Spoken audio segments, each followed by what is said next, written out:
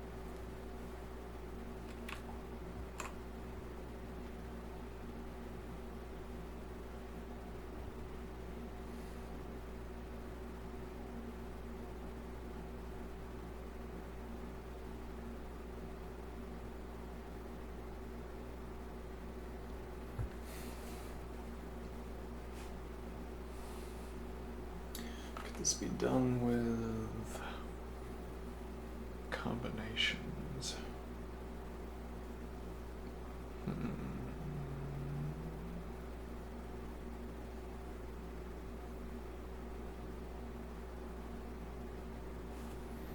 This notably uses all of them.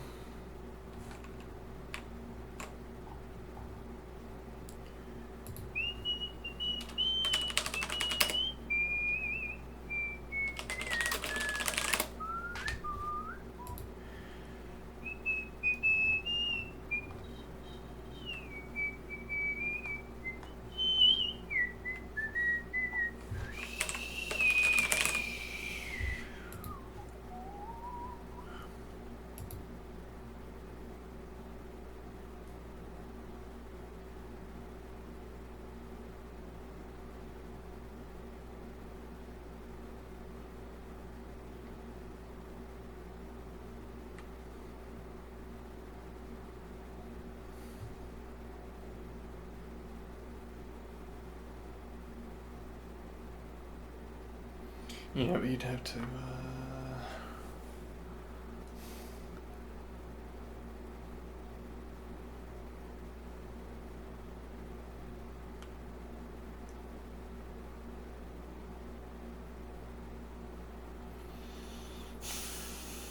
think here.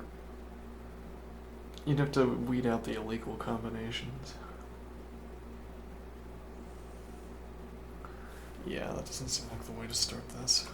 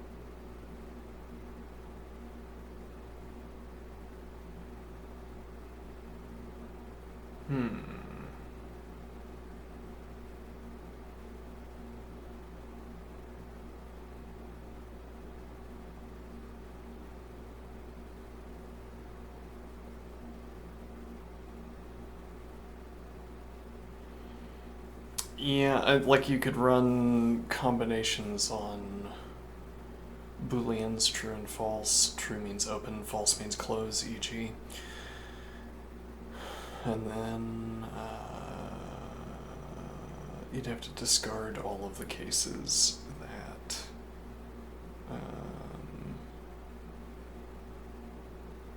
all of the illegal cases.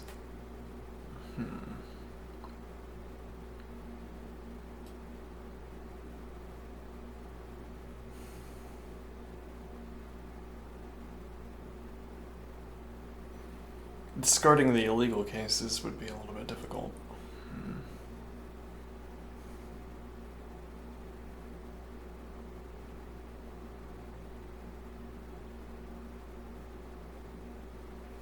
Alright, we'll skip this one.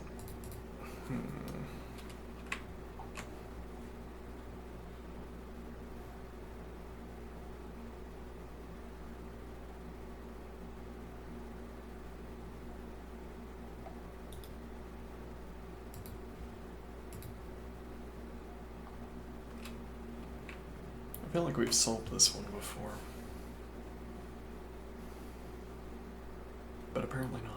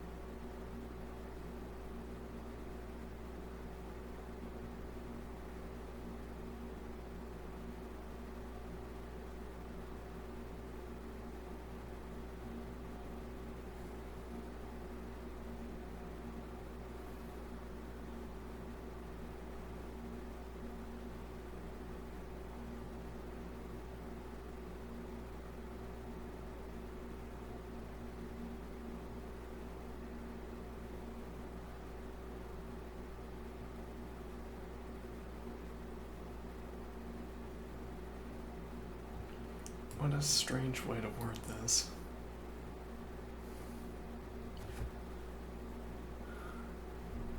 Strange because we didn't... yeah, like if we had covered theory of histograms or whatever. 2 endpoints of the ith line are I0. I don't think of these lines as having endpoints.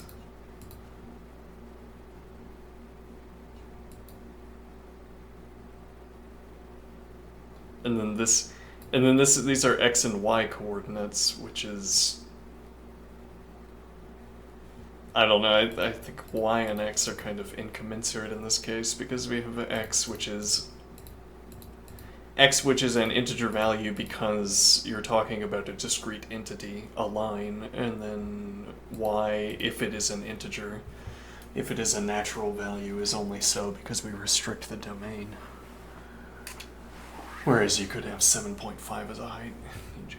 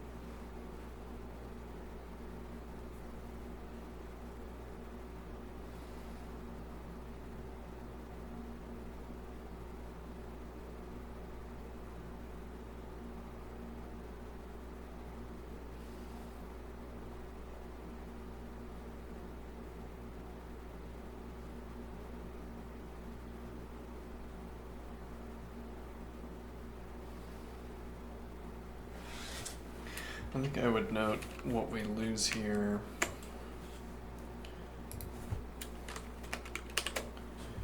We lose in this region here is 1. Okay.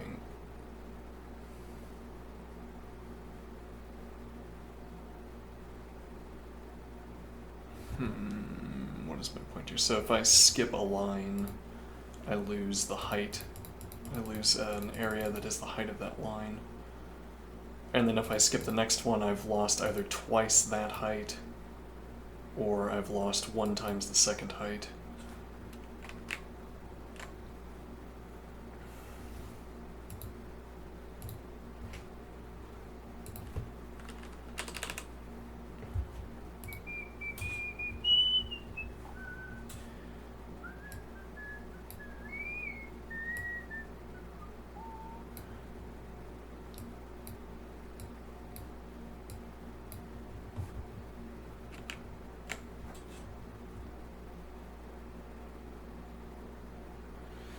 So if I skip 1, I lose 1. If I skip 2, I've lost either 2 or 2. So we could do that. And then here. Alright, so I skip 1. If I skip the second interval as well, I've lost 2 from skipping 1, and I've lost 3 from skipping the 3 stack. Alright, now I skip the 5 stack. And I lose 5. I lose 6 though from 3, and I lose 3 from 1. Okay.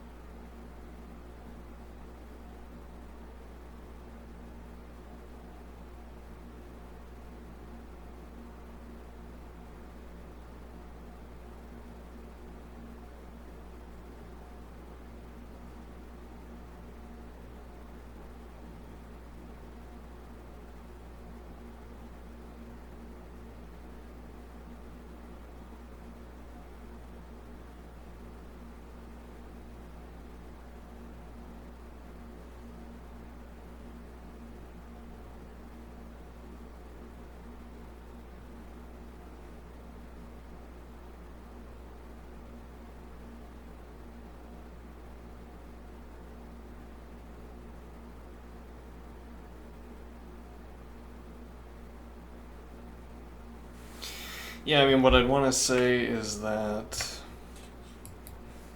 we could track the values that we're skipping over.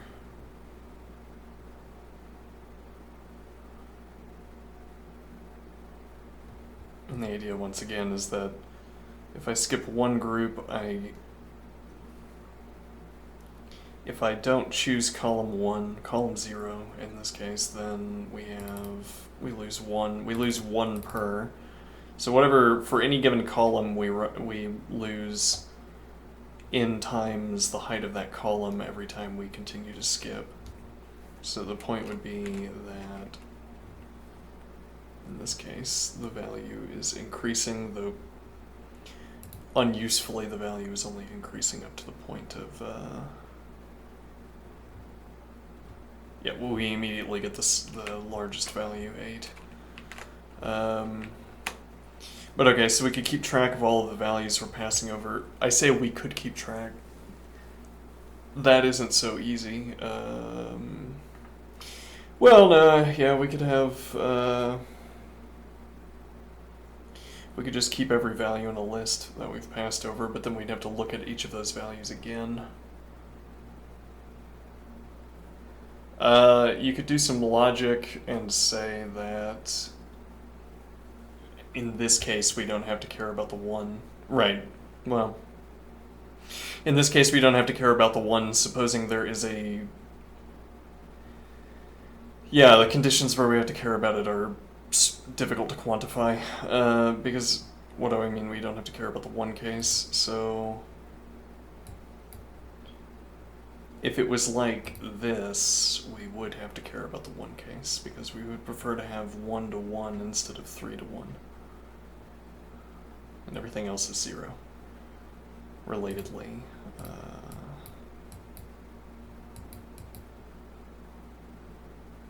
we would prefer to have 2 over 3.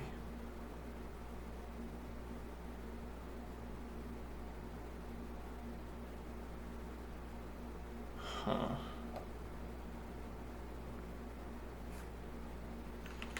Let me see if I have solved this one, number 11. Supposing I had, would I rather look at the answer than figure it out again? Ah, too bad, didn't solve it.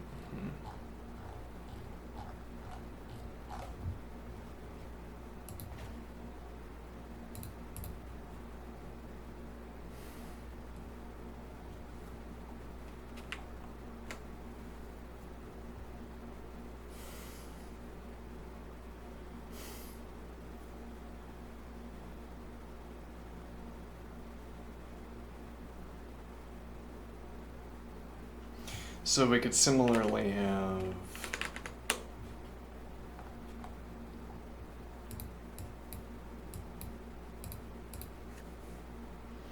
one, two, three, four, and then 3. So we would prefer to have 1 here as well, even though there are 2 values that are greater than 1.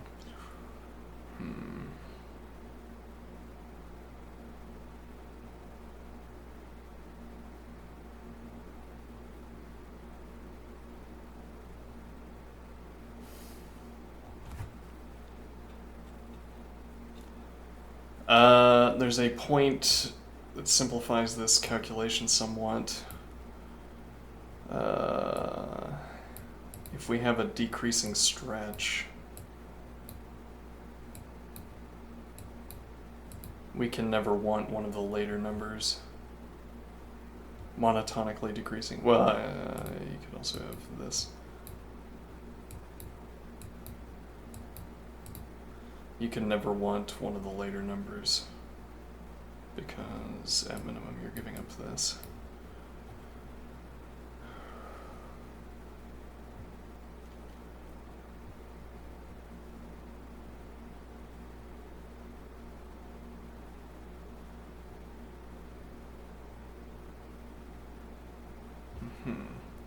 And if you had a value like this and then 1s, e.g.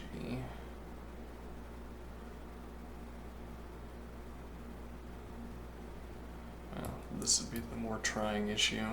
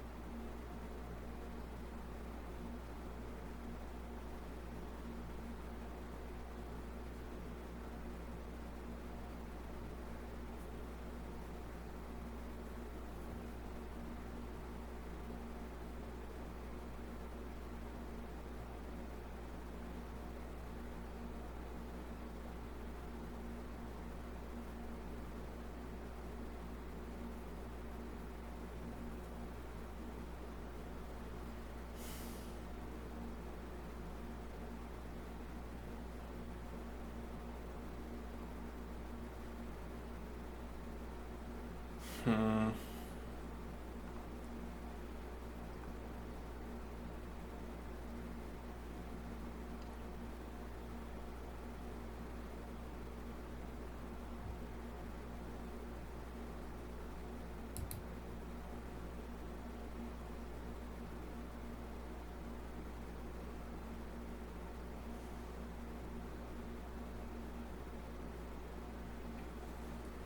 But yeah, again, with this example, I'm not sure how this calculates out or how this turned out, but you could always prefer to have this region over this region. These could be raised high enough so that you would prefer this region over here instead of the entire thing.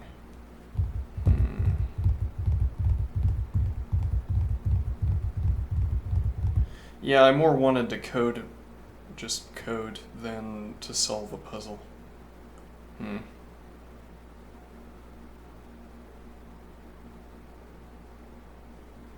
Probably should have done easies then. And I have all the clever medium problems up front. I'm not looking for clever.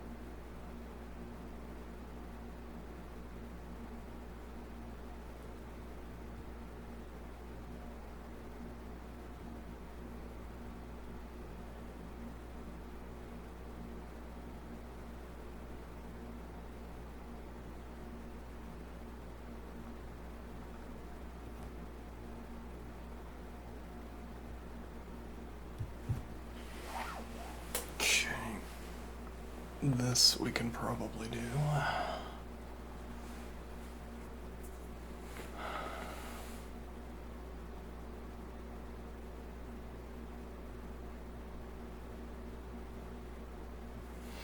Though I'm not sure we're going to get a cleverer solution than merely running combinations. Let's see.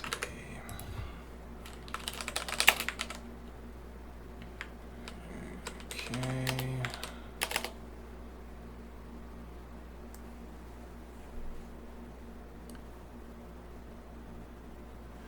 Yeah, probably want to use in combinations.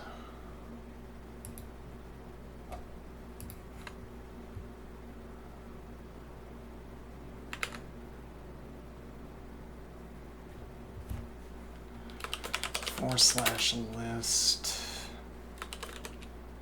I in combinations candidates. Okay.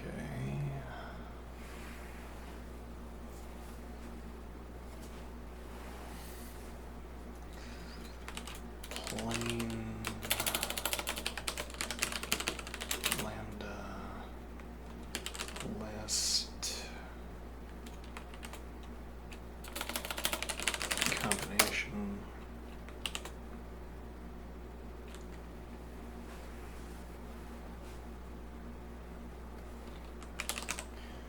cond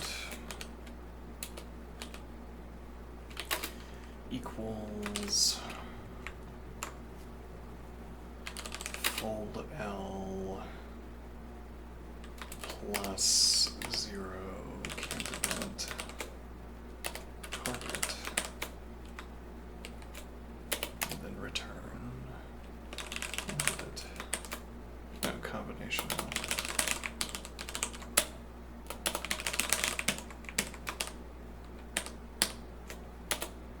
Alright.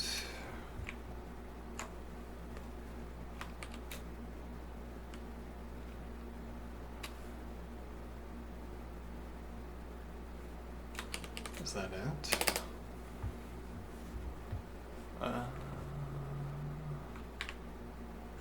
Maybe. Let's see.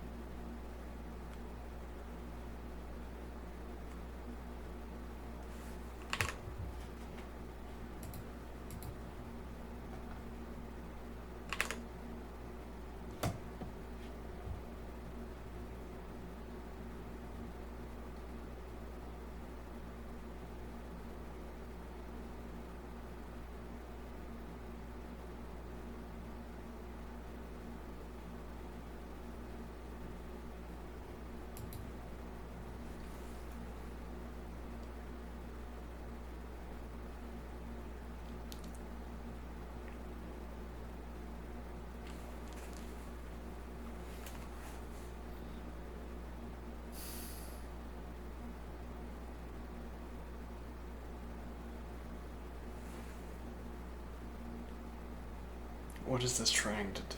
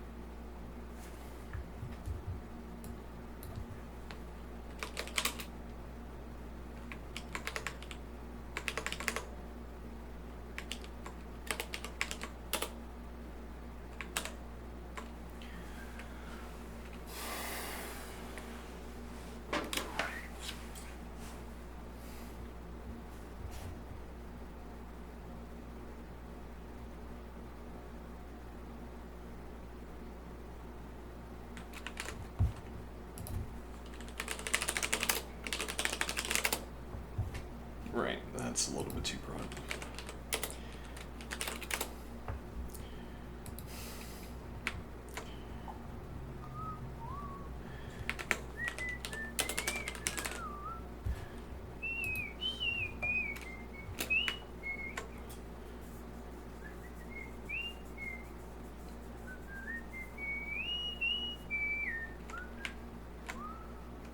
Oh,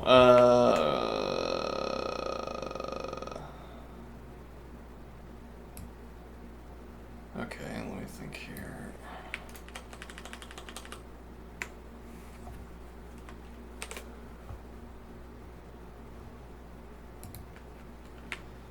We need to run this function on I.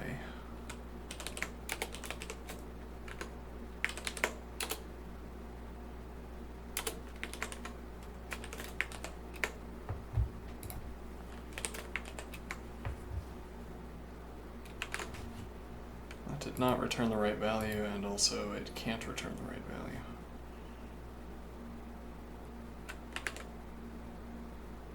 Oh, you can use any number of times. Yeah, okay.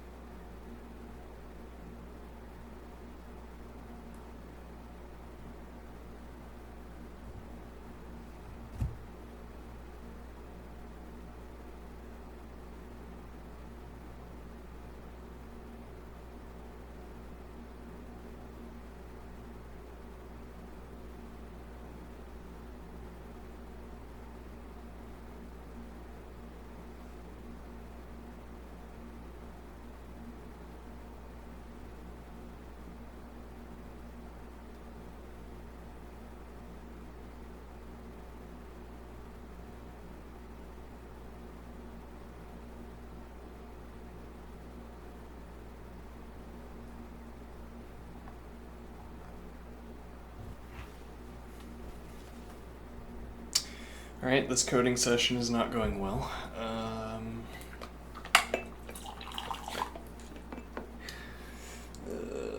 Distinctly poorly, you might say.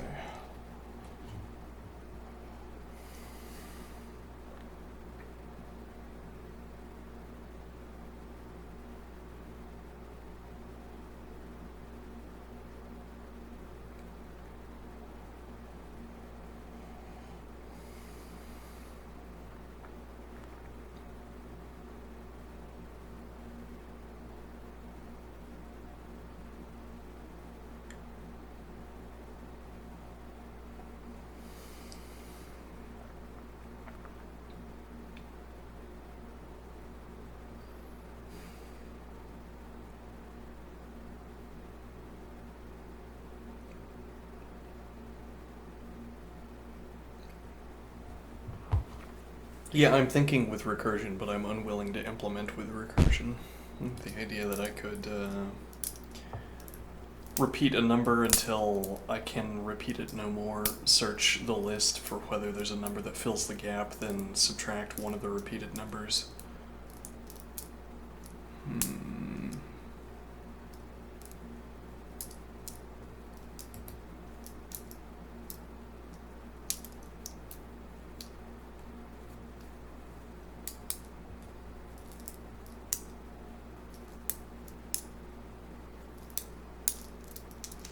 Target is between 1 and 40, and candidates are between 2 and 40.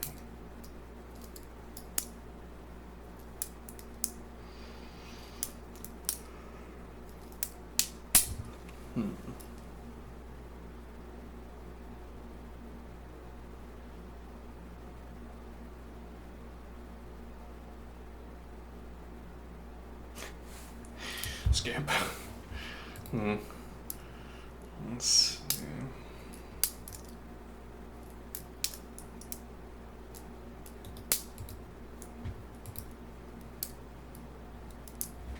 Given a linked list. Notoriously difficult to manipulate in Lisp.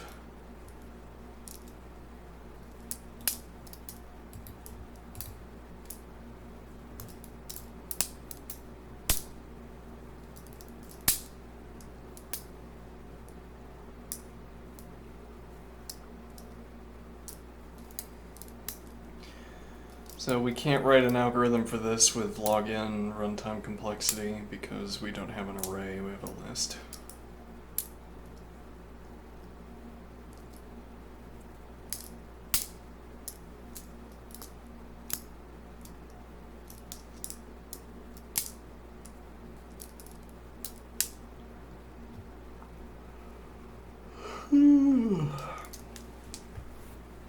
Nevertheless, well, and then this becomes easy if we can't optimize. The option for optimization has been taken out of our hands, which actually greatly simplifies the problem.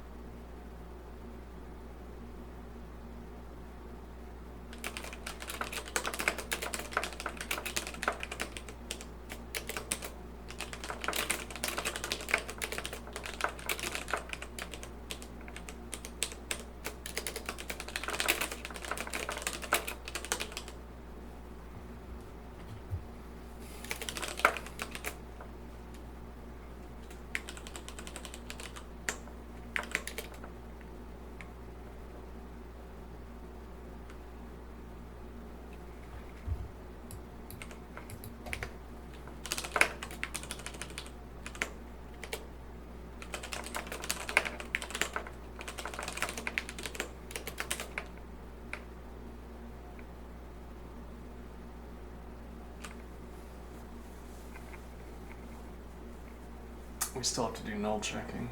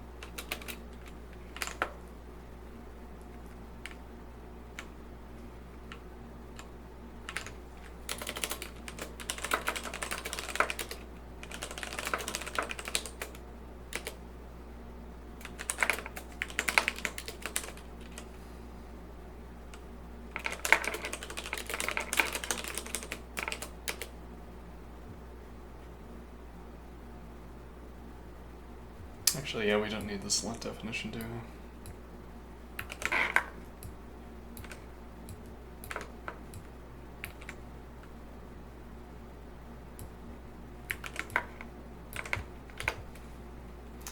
And then for that matter, we can have cond.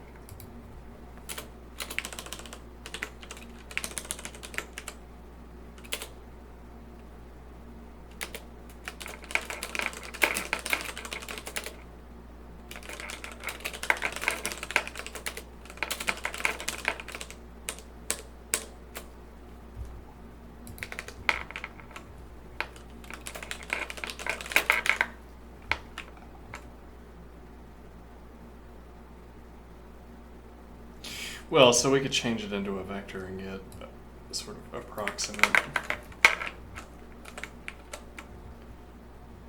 Oops.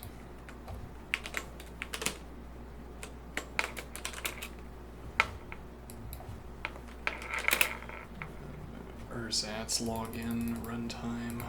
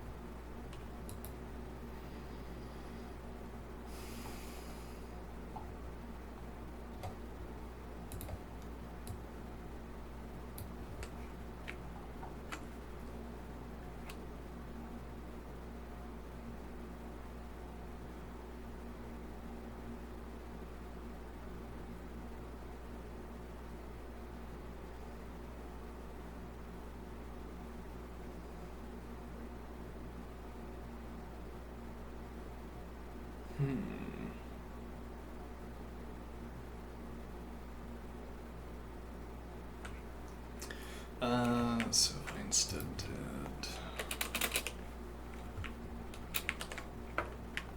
let's see, 3, 4, 5, 6, 7. Okay, if I do this, same. Okay. Let's see if we can pass. Are there any edge cases?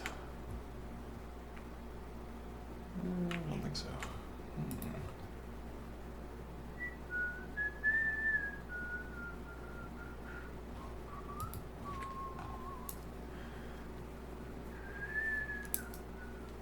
We should get timed out, but we did not.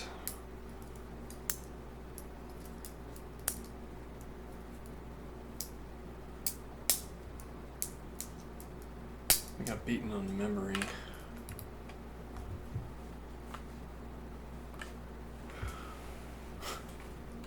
Yeah, there's not really a way to push memory below that point is a problem here. Like 101 is the noise floor, as it were. 100 is the noise floor, roughly.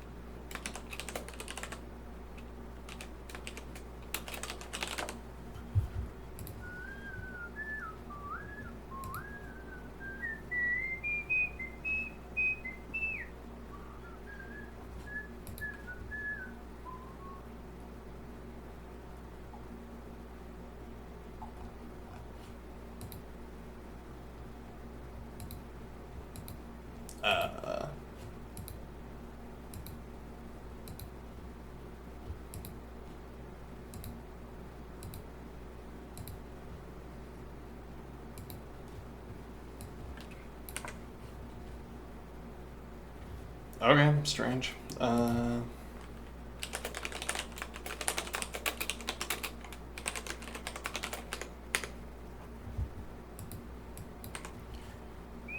Whatever. Alright. Let's see.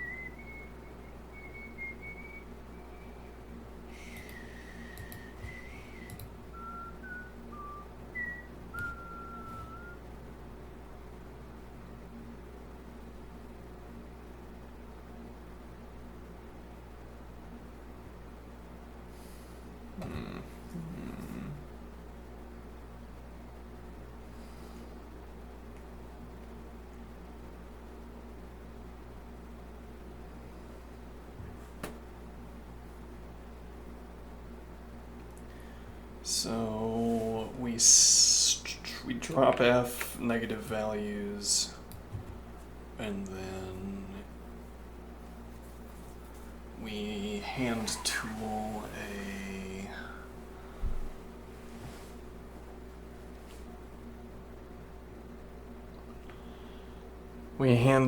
fold left operation where we cycle through the elements if the value ever turns negative. Well, no, that doesn't quite work because all of the terms could be negative. In which case there would be no position where the sum turned positive.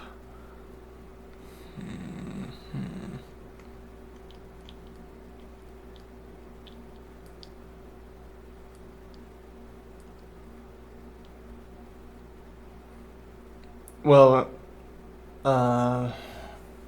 we could always ask if the number we've encountered is greater than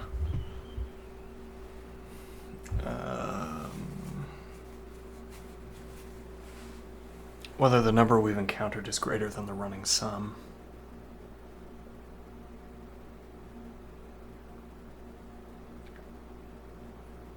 Okay. And the idea... Right, well, if the number we encounter is less than the running sum, we would be diminishing the sum further.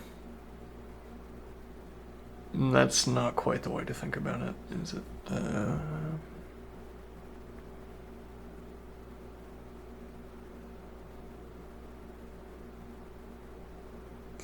Like if I have a negative value and then I have another negative value, if I add them together, I'm going to get an even more negative value than I could have had. So if these values were all negative, I'd rather have negative 2 than negative 2 plus negative 1. But furthermore, I'd rather have negative 1. Okay.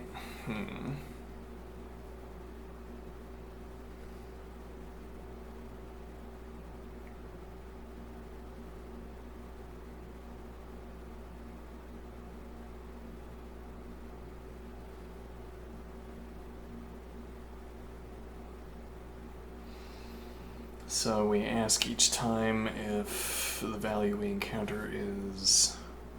Yeah, but that only matters if we have a negative value, right? I mean, if we have positive values, we just want to add them on.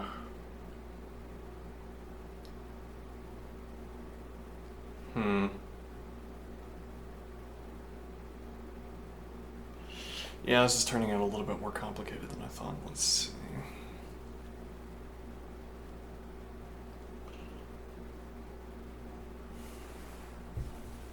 Oh, what camera am I on, by the way? Okay.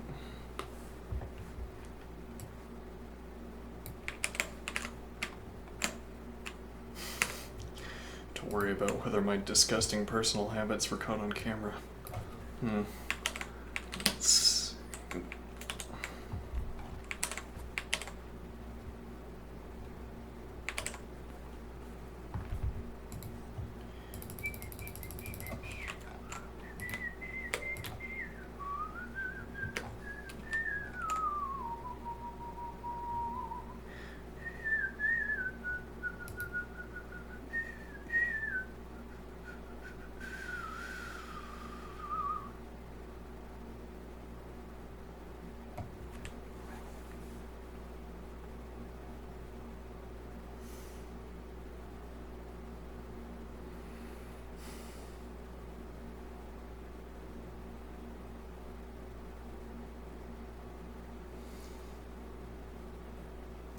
Right, well the point would be that if I go into a negative, like I have a positive value here, and then we have a negative value that when summed in puts the sum into a negative range, then we have another positive value. We'd rather just have the positive value. Okay.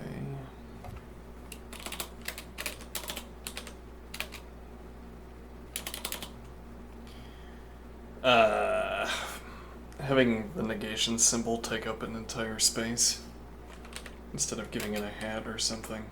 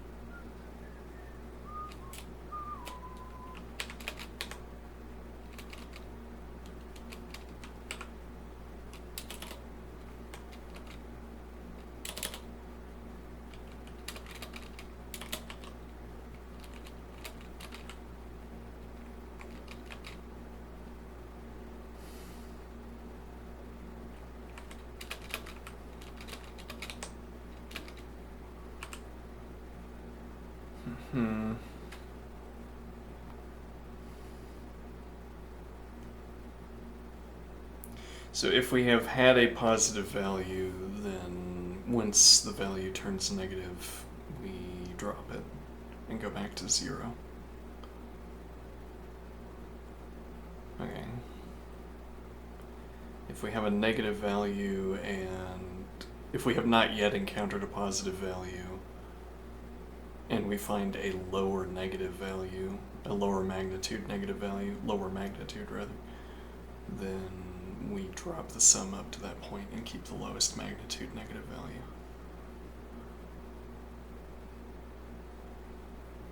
Okay, but then we just don't have a sum. We look for the lowest magnitude negative value, because we're not going to keep that negative value once we encounter the first positive value. So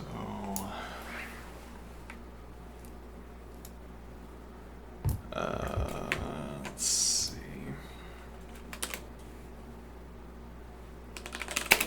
Define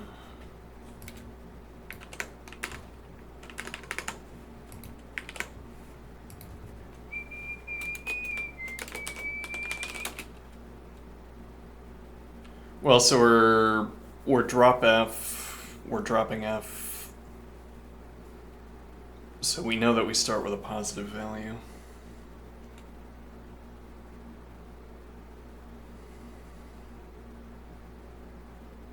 Okay.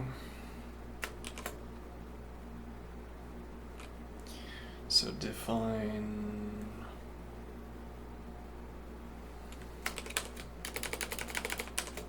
let dropped negatives drop f. How does drop f work?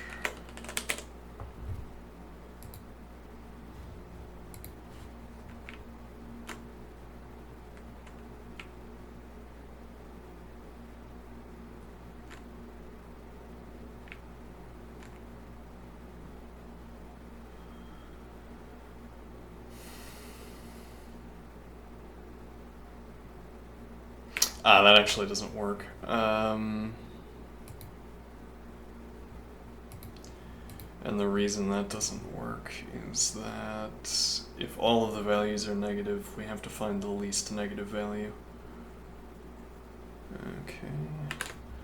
So define no positives, nums, min magnitude.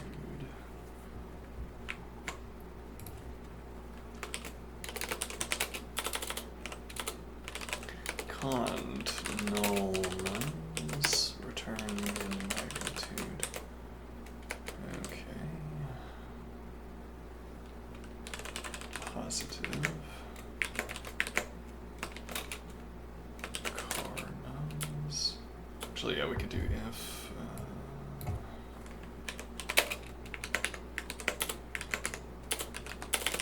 Let car nums.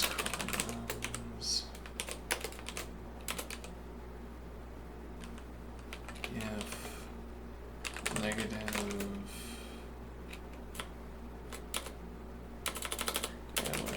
Cond positive car nums, then call sum positive with CDR nums.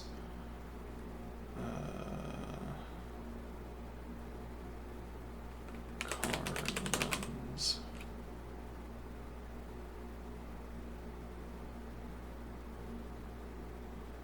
I guess we want box value.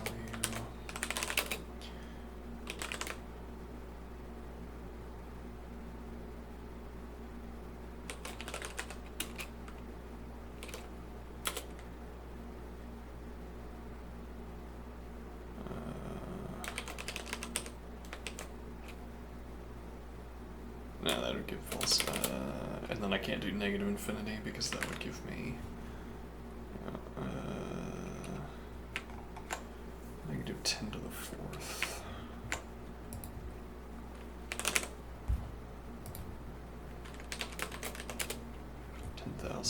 Negative 10,001.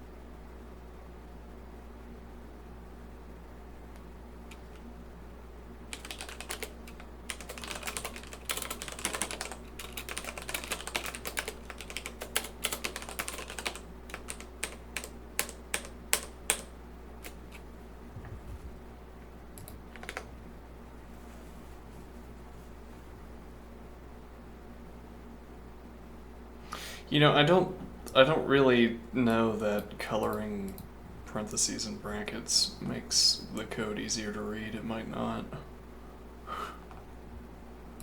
Now that I think about it.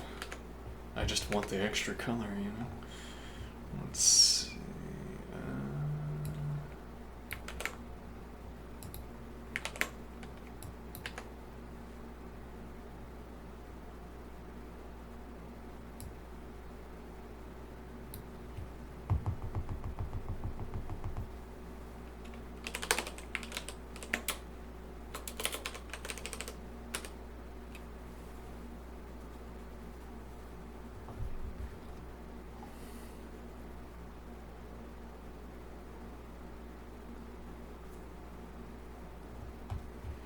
Alright, let's see what that does.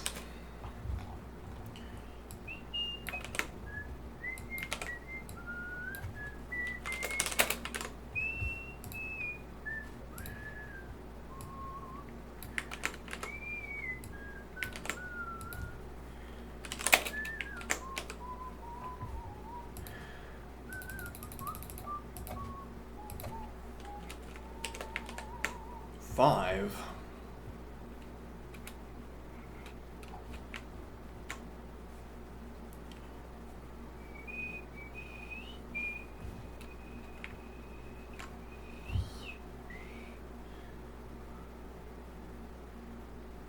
Yeah, it's not quite right, is it?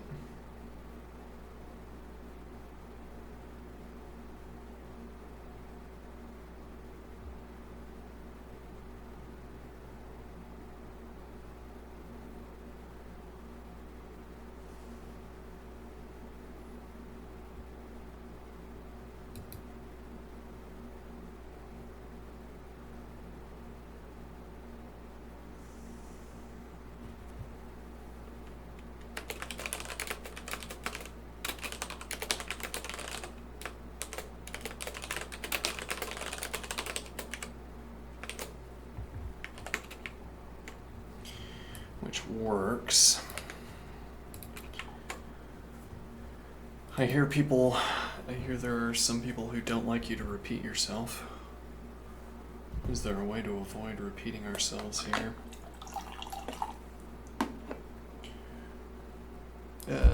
A free way to avoid repeating ourselves.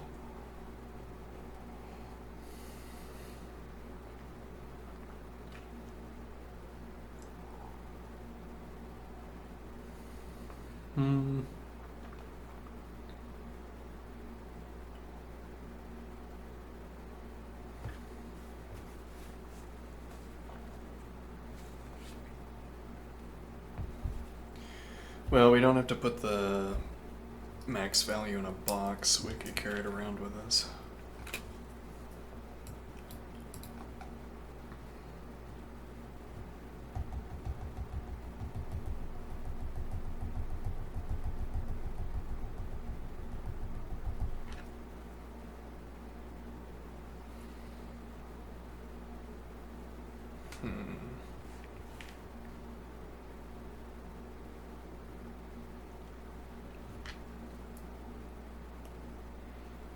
We could put this in an if and then run a begin clause that has a nested if.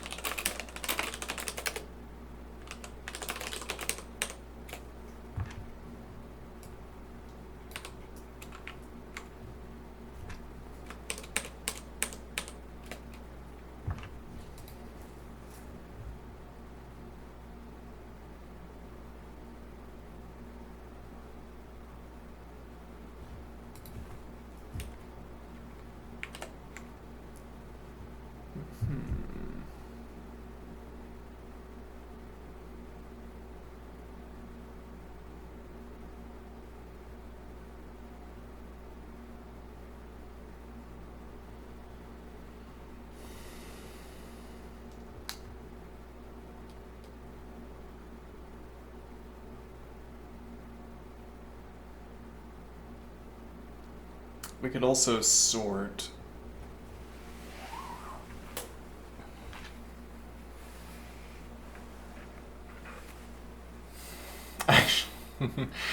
Yeah, there's a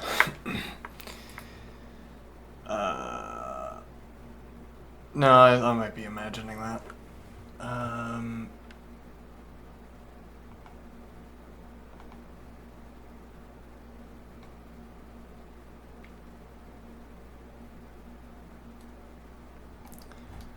There's some for operation that does all but the last that would be relevant here. That might be it.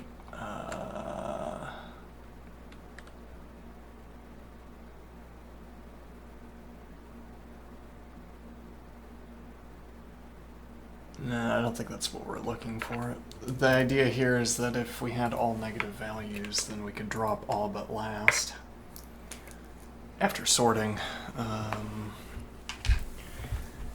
But yeah, we could also sort. No, yeah. We'd have to do it manually, keeping track of the preceding value. What do we save by doing this?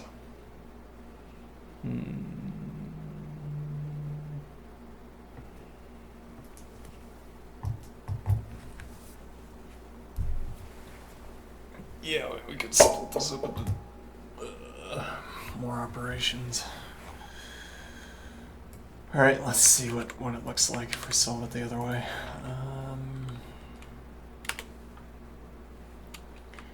Define negative sweep nums previous.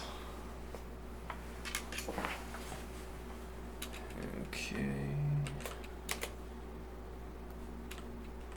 If null nums return previous, else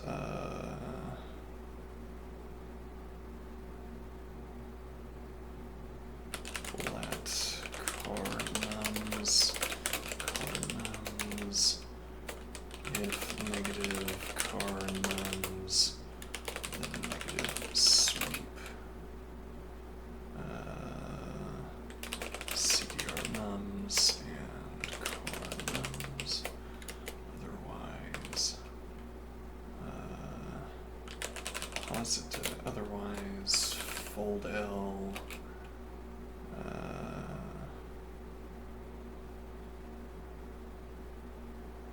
yes plus 0 and nums CDR nums. No, we do nums.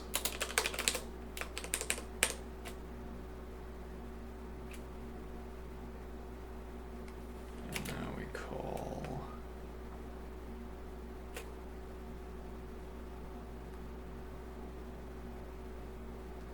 there has to be at least one element.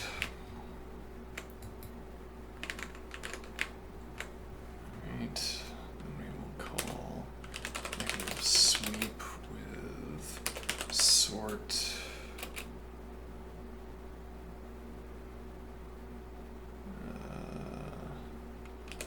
nums less than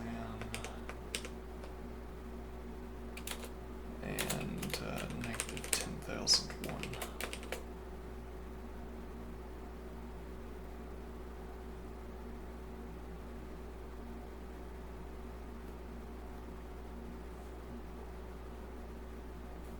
Okay, a little bit simpler.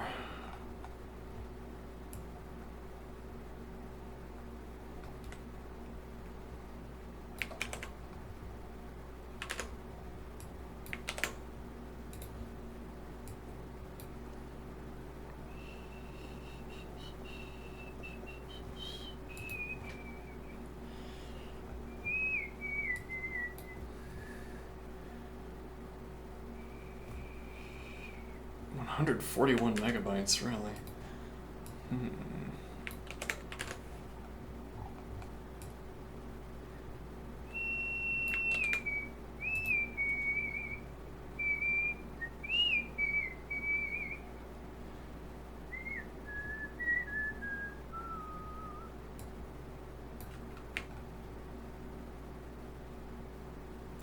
Right, that is not correct. That is bad thinking.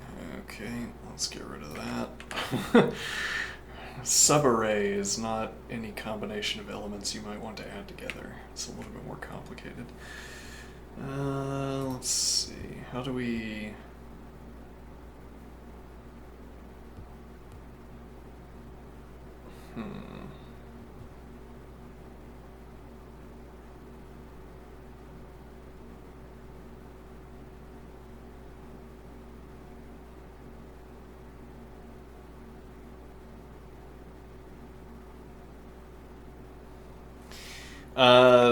This shouldn't be necessary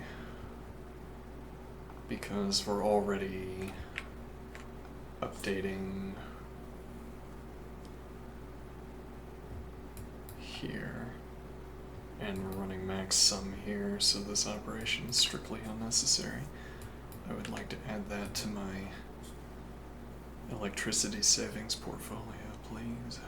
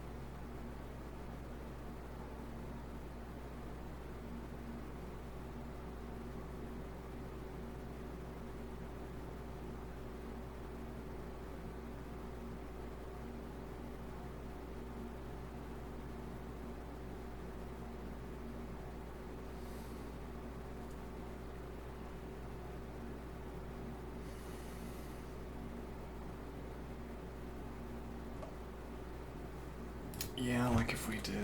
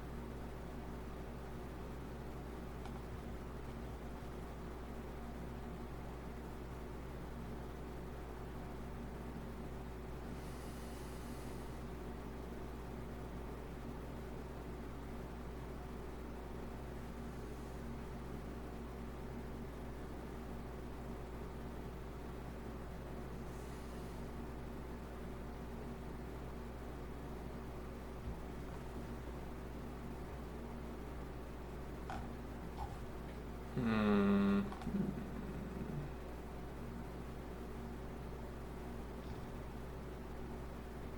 Okay, let's see if that performs any better. It might not.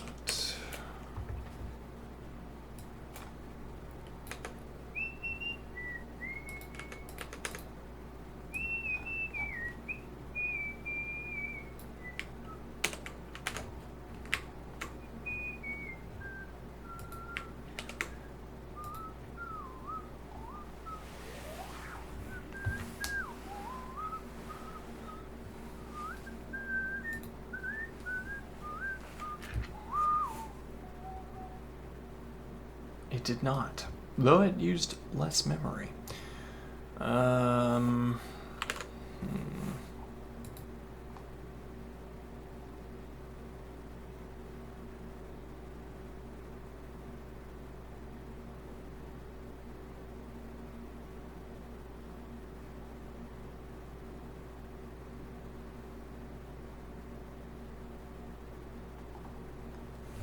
Alright, what time is it? Alright, we're coming up on the next segment.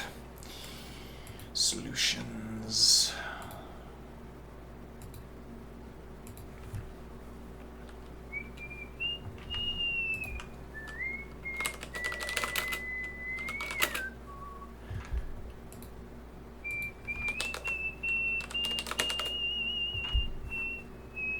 Actually, I could probably give this over to our interlocutor friend to ask what the memory spike is due to.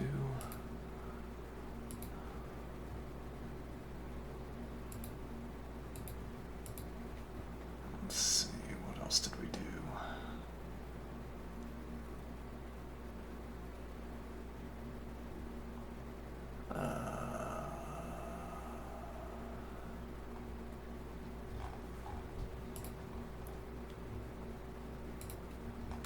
This was number 53.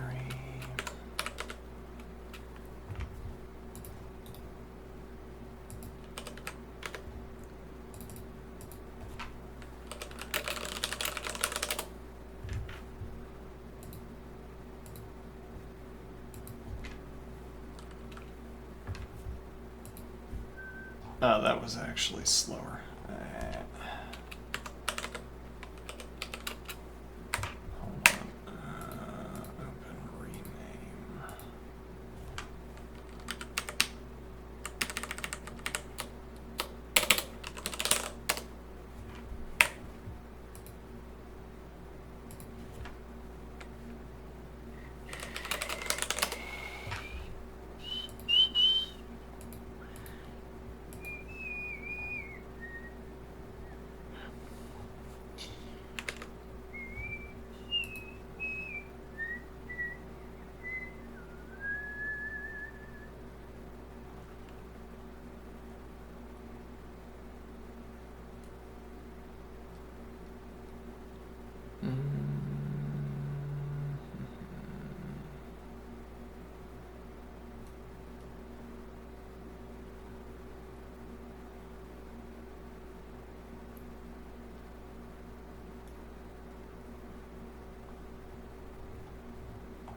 I mean, we solved it. I don't know where it went.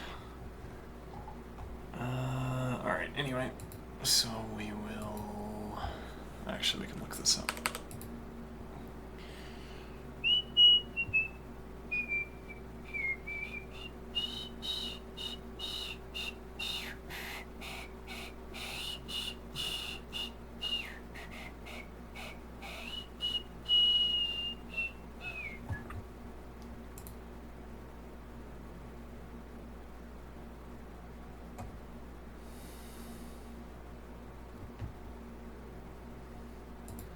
Yeah, whatever. Alright, I'm going to take a break.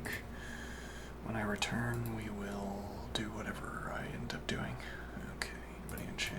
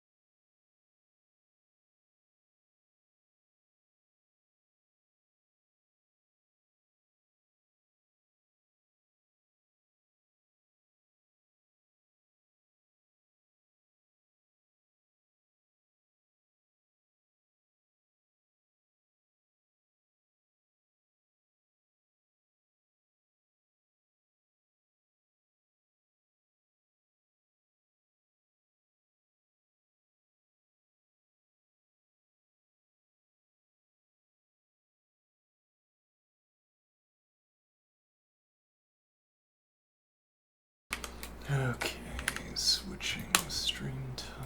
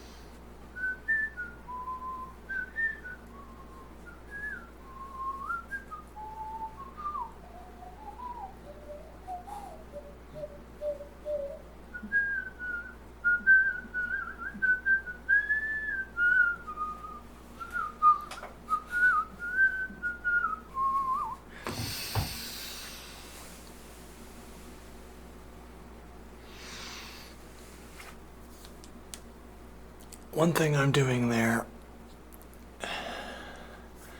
when I whistle freely, and how do I keep succeeding? How can you improvise that well? How well am I improvising?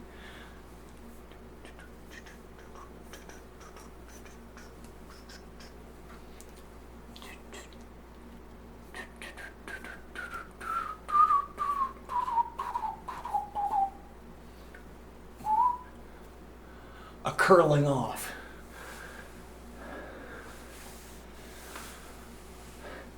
A curling off. What do I mean?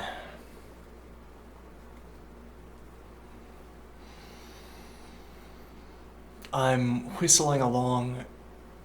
With each next whistle, I get a fraction of a second at the beginning. And with the fraction of the second at the beginning, I ask, was what I just whistled signal or noise? Surely I will have planned it in advance.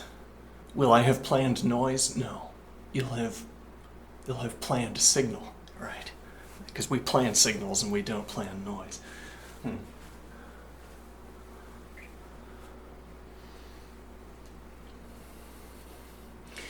Then I'm using my noise check to ask whether we've succeeded in our placement of positions if I perform a noise check.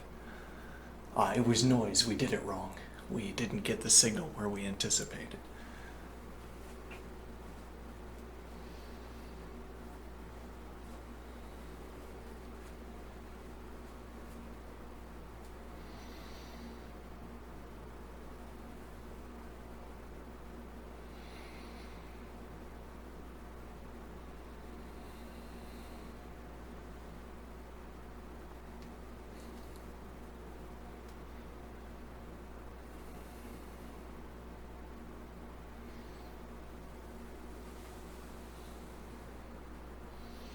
A curling off. I ask, was in the fraction of the second I have, is this whistle or noise? Is this signal or noise? Well, in a way, it's all signal. It's all note selection. What we're checking for here is whether I've chosen the correct pitch.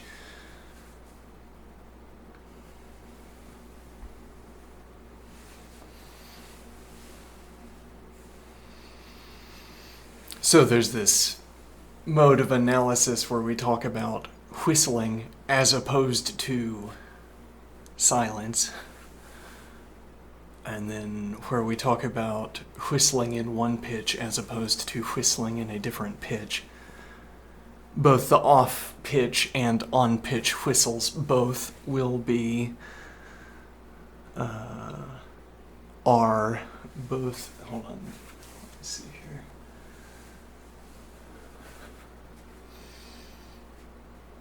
Both the on-pitch whistle and the off-pitch whistle are whistle as opposed to silence.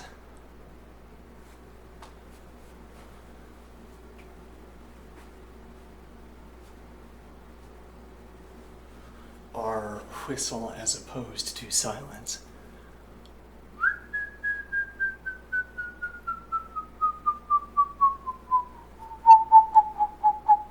But not all of them are whistle as opposed to silence. Rather, I should say, we want all of them to be whistle of pitch A to the preclusion of pitches B through Z, G. Well, B through P, B through G or H. Yeah, probably H. What point am I making here? I'm saying that as a kind of default for a successful performance, every input has to be a pitch as opposed to other pitches, instead of a whistle as opposed to silence or background noise.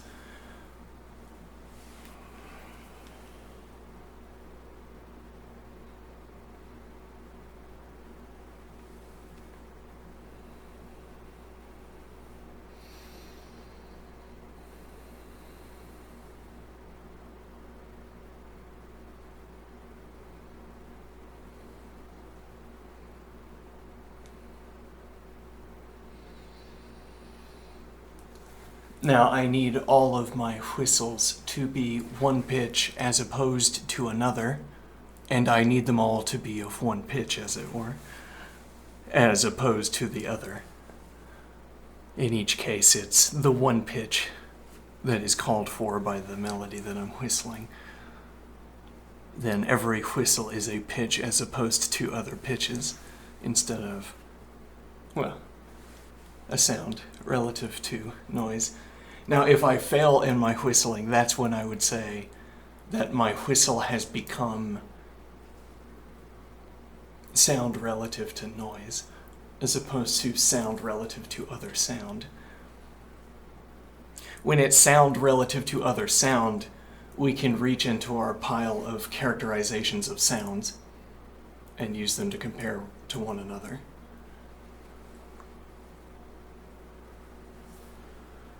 Whereas if we're talking about sound as opposed to silence, the latter of these might be defined, strictly speaking, by the negation of the former.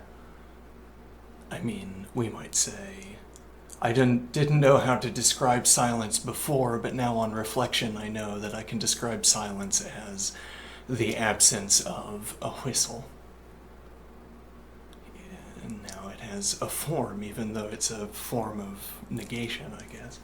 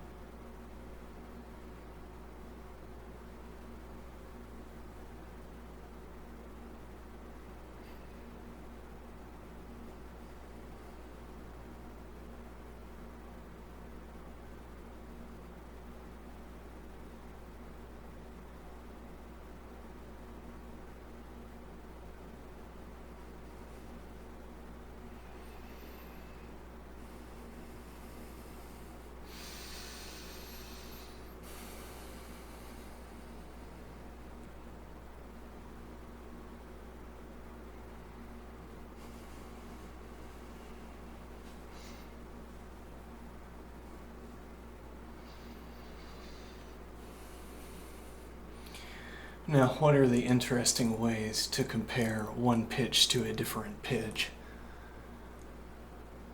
And what are the interesting ways to compare not whistle to silence? What is not whistle? It has a particular form based on the failure modes for successful whistling. The failure modes for successful whistling are not whistle. There are other things we could call not whistle by analogy. Like talking is not whistle, because it is not whistling. But it is not. Let me think here. I dropped grammar at the end of that sentence.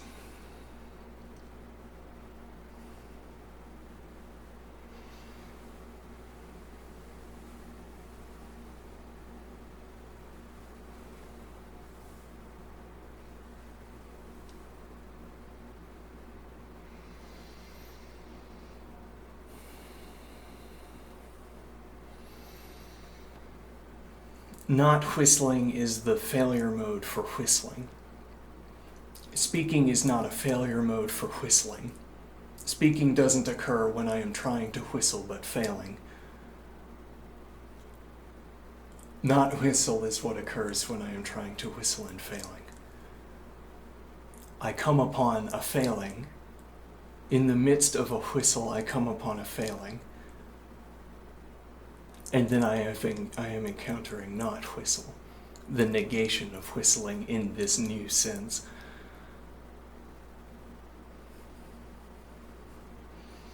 The relevant not cases, as it were.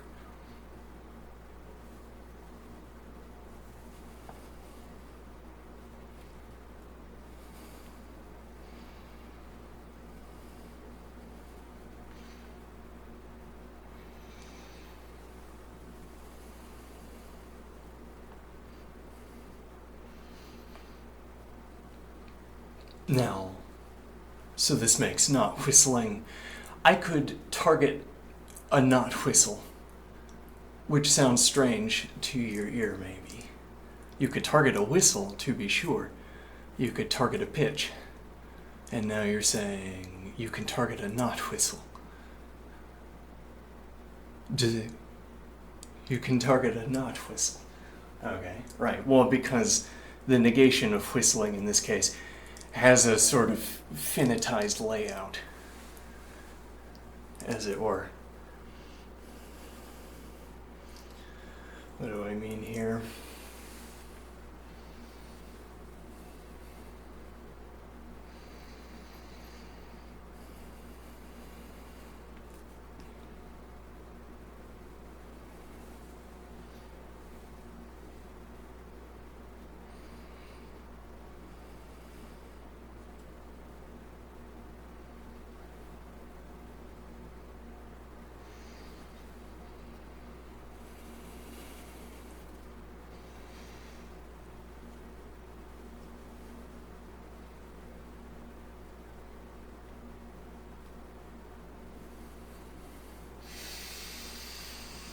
The point of defining not whistling in this way, well, you could watch me whistle and mark when I fail, and you'll find that you don't require too many categories to capture the ways that I fail to whistle. The ways I fail to whistle fall into a small number of buckets, and then you get cheap characterizations for grouping them, my failure instances, together.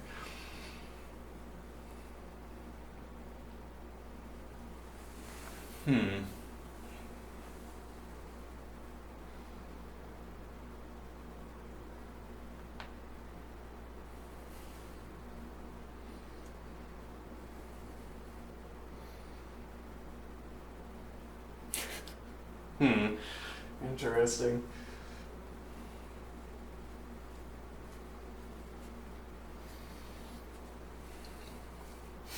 I had a funny idea for working through a data set. I scan the first element of my list and I ask whether it obtains a predicate.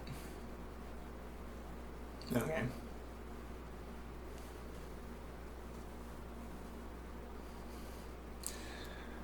some searched for predicate, and I say it doesn't. Okay, and then I reason that I can filter the list. Let me think here. I have an instance in hand of an element that does not meet my characterization, and there's some reason here why this number does not meet my characterization. Say I'm looking for negative odd numbers. Why wouldn't I be? Okay, I'm looking for negative odd numbers, and I encounter a positive even number. Now, I could use this opportunity to remove all even numbers, or to remove all positive numbers. I read this instance that constitutes a failure, and I ask it, what filtration do you require me to perform of the list? And then when I perform that filtration, I scan the next element and ask, is this what I'm looking for? If so, put it in the bag and scan the next one. And then if I find any more contradictions, these constitute instances where I can apply a filtration. Junctures where I can apply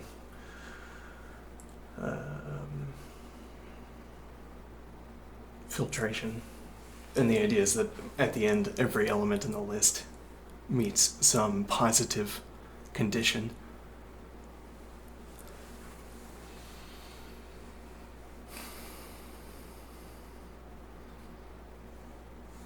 Because I know that if I filter out all of the negations, I'm only left with the positives. So after I apply some finite number of filters, I believe that every element of the... Okay, but also, I don't apply unnecessary filters. I have in hand an element that is an instance of the filtration it is requiring for itself. So if nothing else, I am filtering this element that I'm currently holding, as if I'm stacking the deck. I have an instance of what I'm trying to filter. Applying the filter will remove this instance.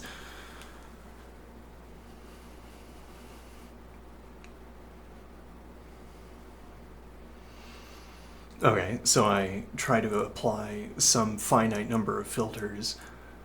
Well, and the idea would be, if I've applied a filter, I can move into the next position. Interesting. Like if I have an evaluator stack. Okay, let me think here.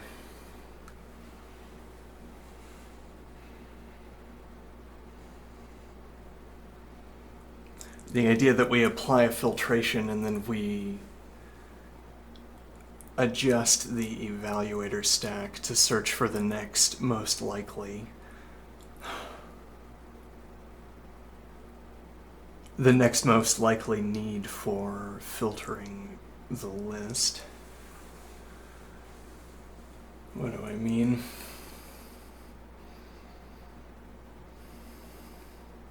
Can we ask positively about each element that we're scanning in this algorithm we're thinking about here? Can we ask positively? Hold on, let me think. Can we ask positively whether an element is an instance of... Well, so if I'm looking for negative odds, okay, and I pull out a negative odd, what do I do? And it's interesting that the template itself is posing me this question, because before we began by saying, I'm looking for negative odds, but I got a positive even. Or, I got a positive odd. An interesting alternative case.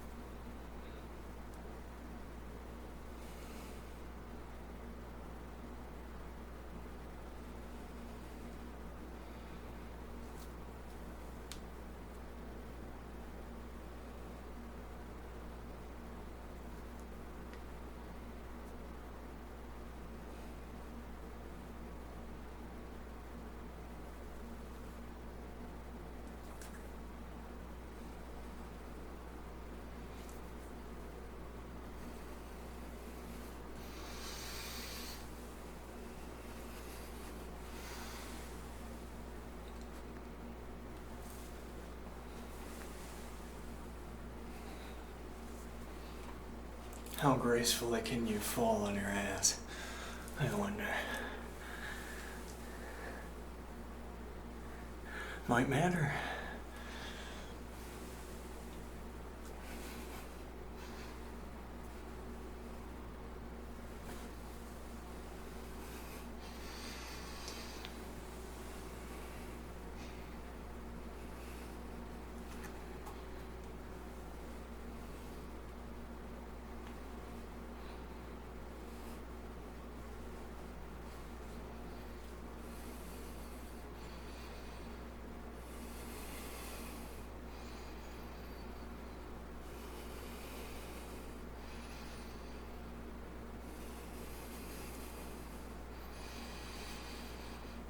This idea of whistling, the whistle and the not whistle. The not whistle category is populated by the failure modes of whistling. Populated by the failure modes of whistling. Not by a sort of pedantic insistence of what is not whistling. Or failure. I'm losing my grammar. Hold on. Let me retry this.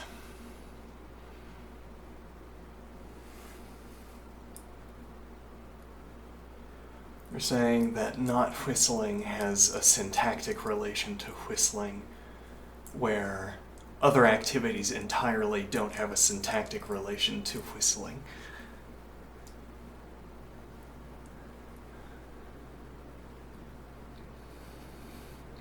Not whistling and whistling are syntactically interdefined.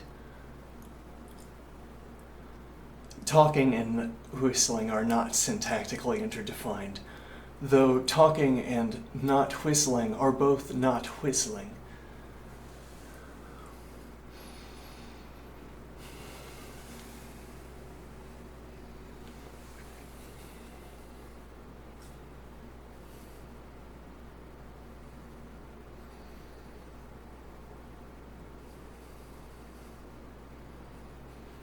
What is the idea here?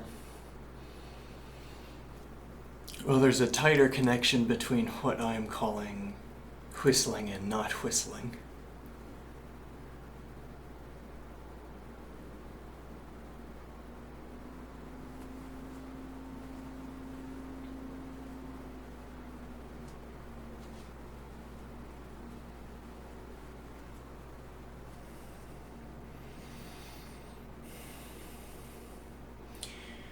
We have whistling and not whistling. We're saying there's a syntactic interrelation between the two.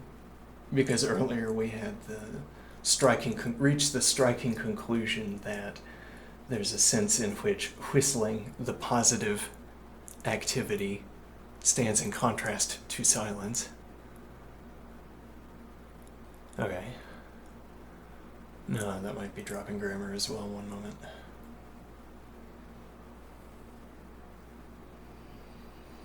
Let me think through this idea. I'm saying that we've identified two different ways to be not whistling. We have speech. We have whistling. And then we have the failure modes of whistling.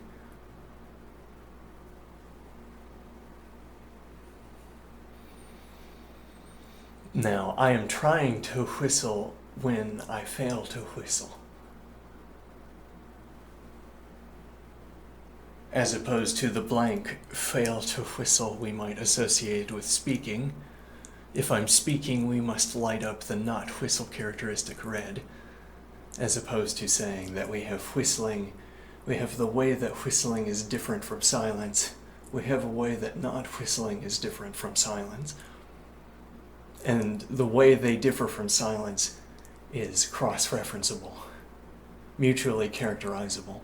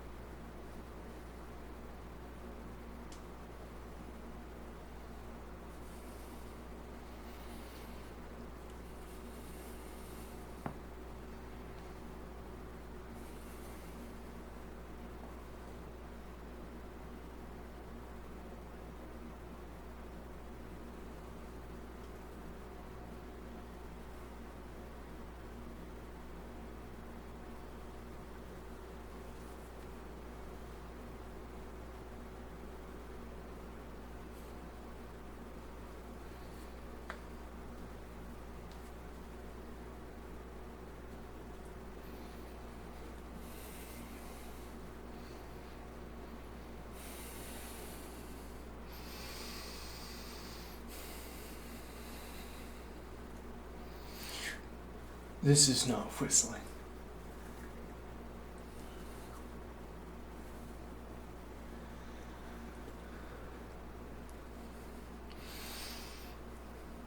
Though what this not whistling bears in common with background noise is, let me think here.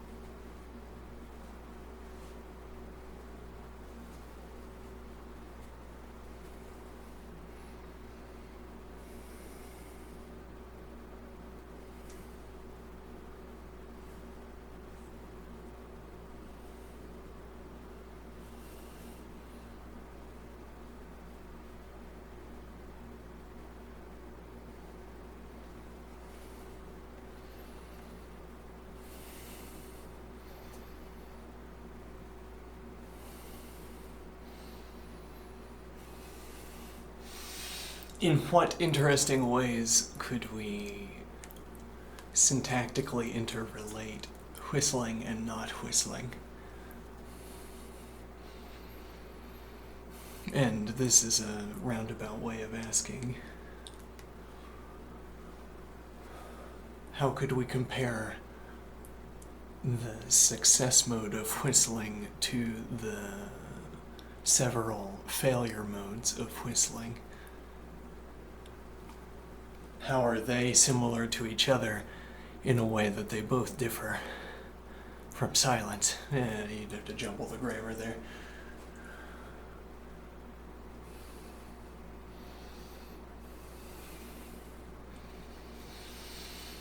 Whistling and not whistling differ in a way that background noise A and background noise B don't differ from one another. Those two forms of background noise that I just mentioned aren't syntactically interrelated, whereas whistling and not whistling are syntactically interrelated. Maybe I've made up my own form of negation. My own form of negation negates everything. It doesn't flip. Okay, so if I negate an expression, let me think here.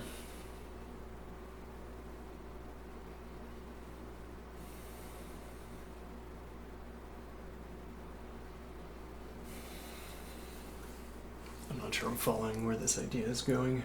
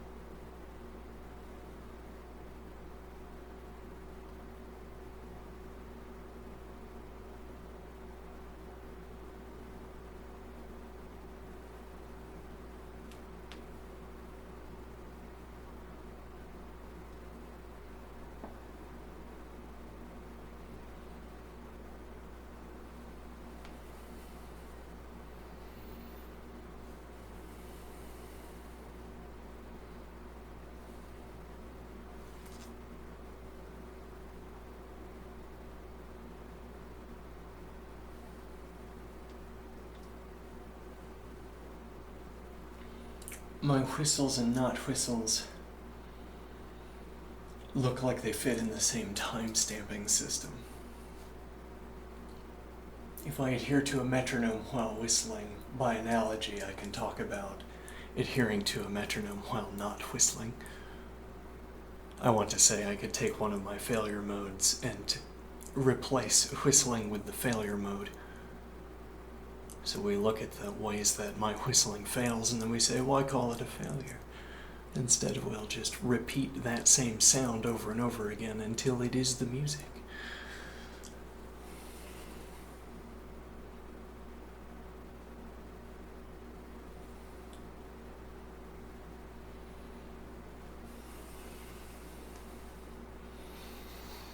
Then the whole of the timbral envelope will be taken up by that failure mode, instances of that failure mode. Okay, and then it is as much a positive way of whistling as our standard whistling, though we might not appreciate it aesthetically.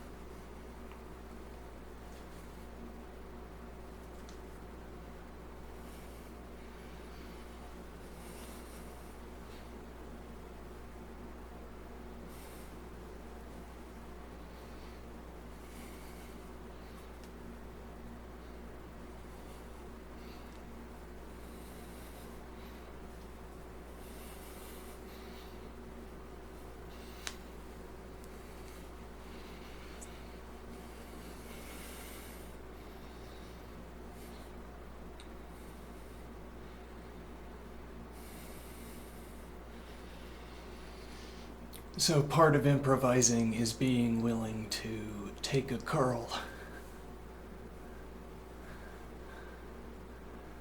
Being willing to encounter not whistle and then say, never mind, I changed my mind about what whistling is.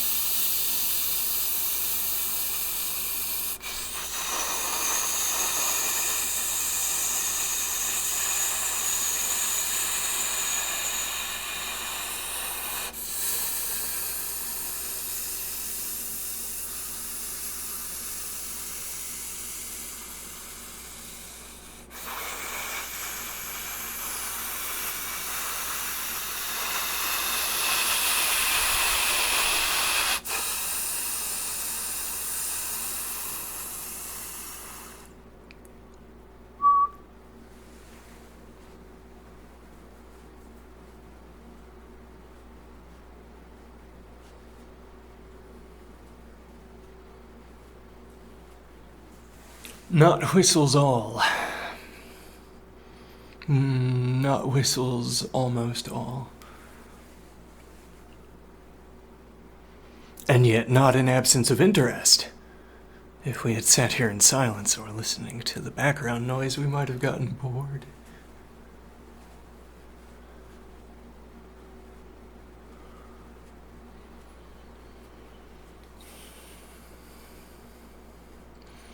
Now, these instances, these chained together instances of not whistles that are similar to one another,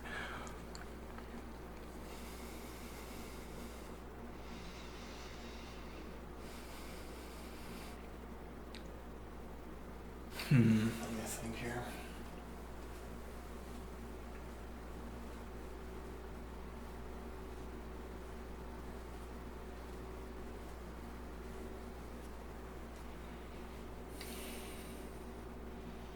This chain of not whistles.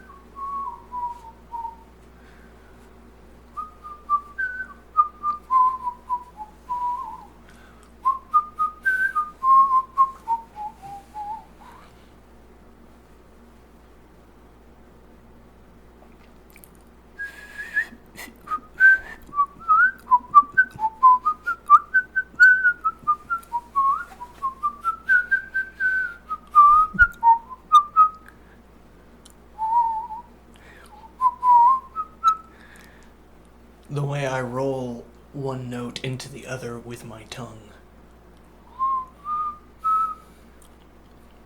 That's repeated application of a local scanning technique with my tongue. I bend up and I bend down, and often, refinedly often, there is an active whistle somewhere in that range. Whatever I hit first, I stick with, and hopefully I chose the right direction.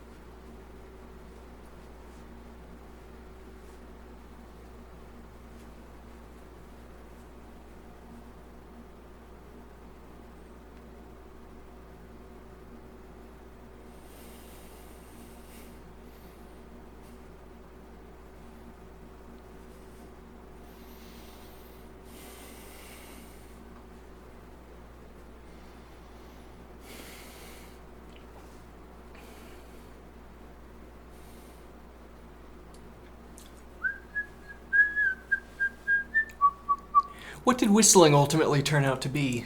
In its initial form, whistling turned out to be just one among many different ways that air passing between my lips could sound, even when narrowed down into this local region, as it were, between whistle and the not whistles.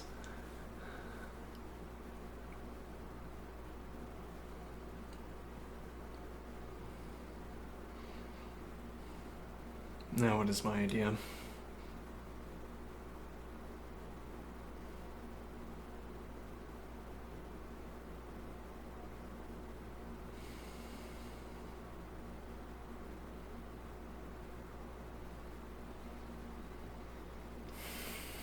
The whistles and the not whistles.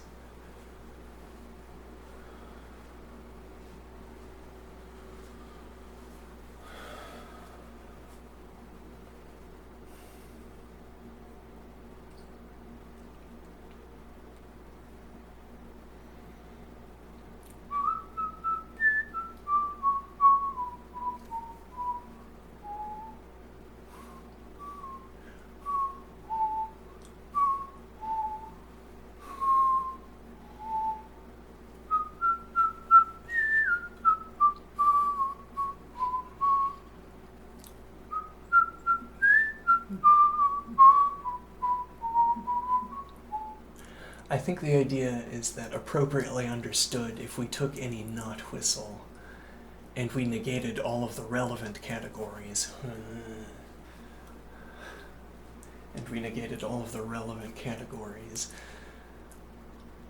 as it were, it's cheaper to go from any of the not whistles to the whistle. It's like if you get one of the not whistles and you want a transformation that takes the not whistle and produces the whistle, it's almost like you'd want negation here to mean that if I apply the negation operation, I get exactly this. The sort of constructive negation, which is that you have the opposite for every predicate. Alright, now what is the idea?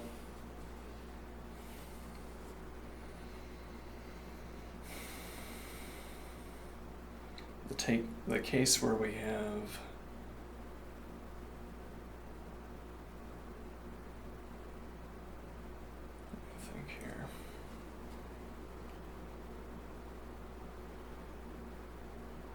right, the idea is that we want locally for the obvious meaning of negation to be, well, all that is, though, is an adequate, even, mapping that takes not whistle and says, here's what the whistler was trying to produce. As in, if we have our not whistle pattern that we cataloged, we should be able to map it to an intended pattern.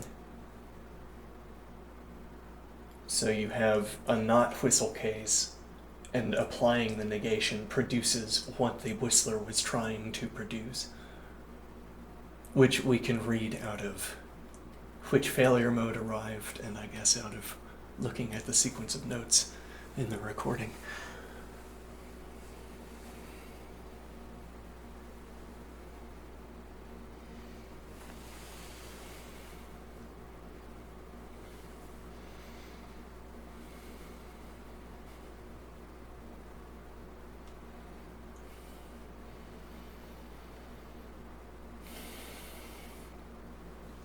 And the idea is that all of the not whistles negate into a whistle, as you would anticipate semantically. But also negation means something different in each local instance, because negation is whatever locally, at any rate. Negation is what takes a not whistle and generates a whistle from it. But you have different starting syntax, as it were, a different objective discourse in the two cases. You don't know if they're the same in this regard.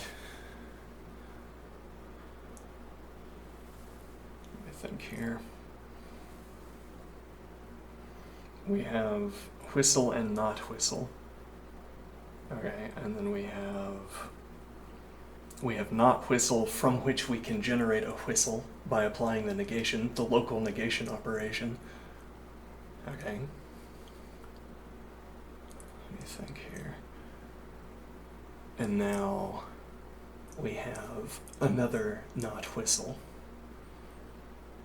We know that we suspect that applying the local negation operation will generate it will generate a whistle.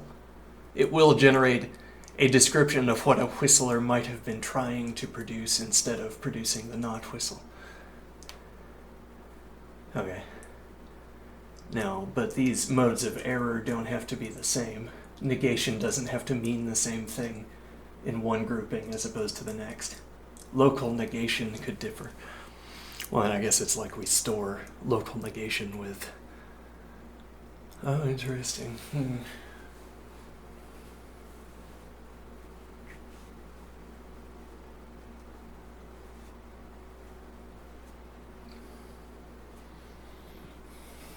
What does that mean? Let me think here. So we have our system whereby for every truth value in the representation of a structure, now we're getting more specific here incidentally, because I would want to think about this in terms of code. However we represent predicate status, whatever predicate tree we've built,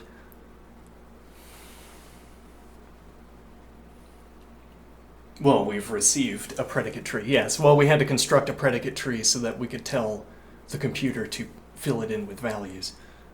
Okay, and this predicate tree corresponds, suppose we know that it corresponds to a not whistle. Now, if we negate it, we will get what we were trying to whistle, but failing to whistle. Okay. And suppose we are always satisfied with what we get back as a calculation. Okay, now what is the idea?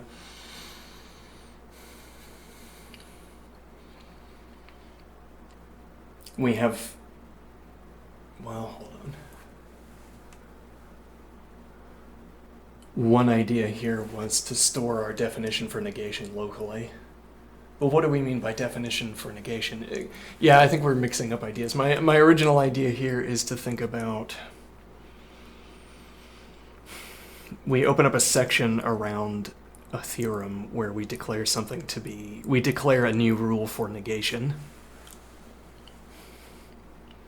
Okay, and if we use negation in that section, then we're using that rule for negation. Why do we care about what rule we're using for negation?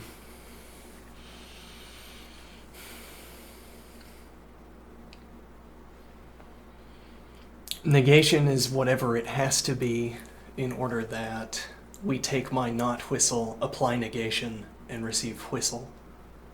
Whatever we've agreed is whistle over here. That's the requirement. Okay, let me think here. So for every not whistle, we'll be able to generate a whistle. We're saying that not whistles don't have to be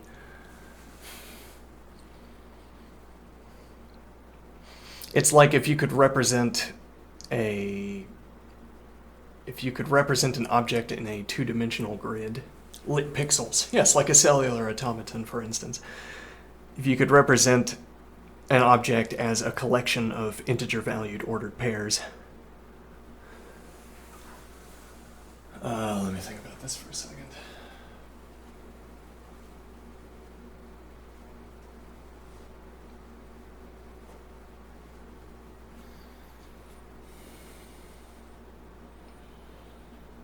What do we want? Let me think here. Word pairs.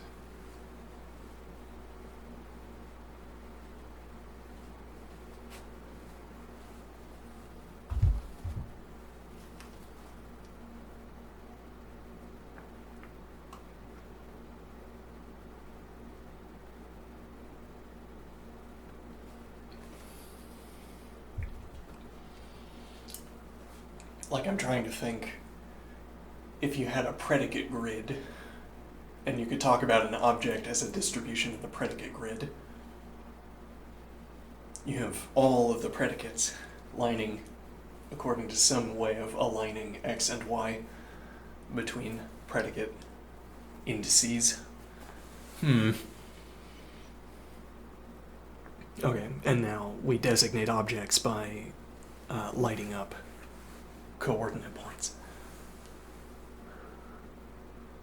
And then I suppose we want patterns in the coordinate points we select to constitute patterns for us as well. But hold on, what is this strange idea? Let me think here.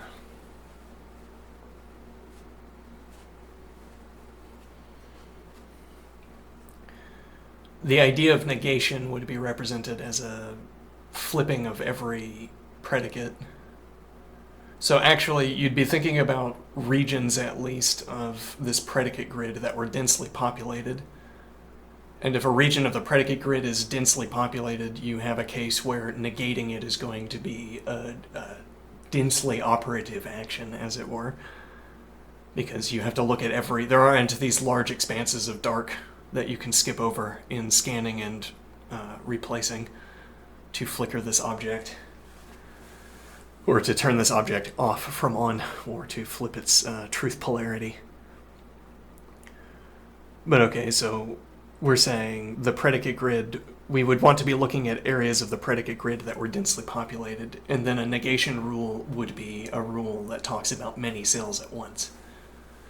Okay, now it could be the way of talking about all of the cells at once, where we say they're either on or off, as we've already designated.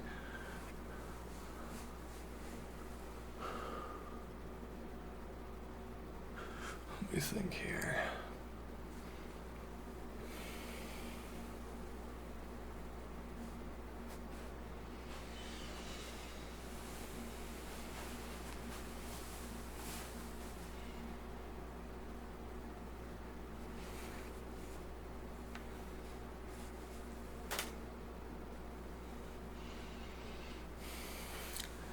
Suppose I had an object that was sparsely populated.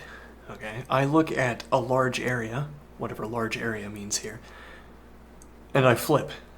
Or even I look up close. Okay, and now if I'm looking up close at a sparse...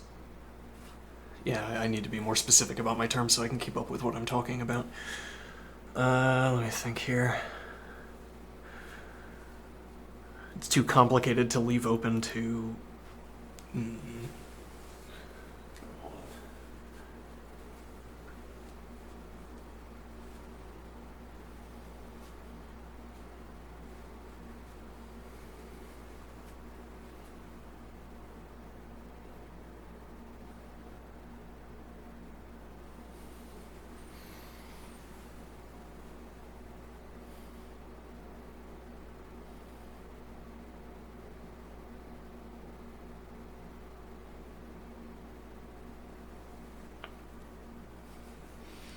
The knot whistle.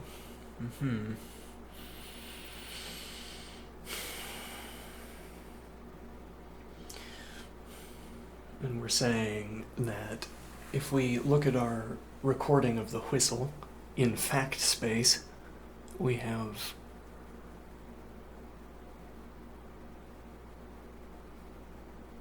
a well-lit two-dimensional grid. Whistle space, everything behaves as anticipated. It's easy, it takes few rules to, you can, high compression, as it were. You get higher compression, as it were, because whistling is easier to categorize, I suppose, than background noise. And then the idea would be that each of the not whistles, if you sustained them instead of dropping them, would have their own compression method, where you say, this whistle over time is similar enough. Let me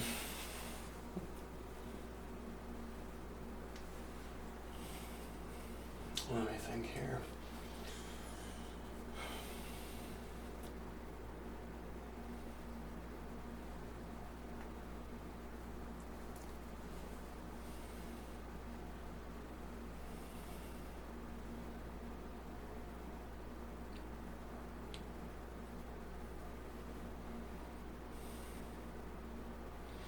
It's like we'd want to say that a whistle is a pattern, an easy to discern pattern in our two-dimensional grid. A not whistle is another easy to discern pattern in the two-dimensional grid. That over there, the background noise, is it easy? Is it difficult? I don't know. Let me think here.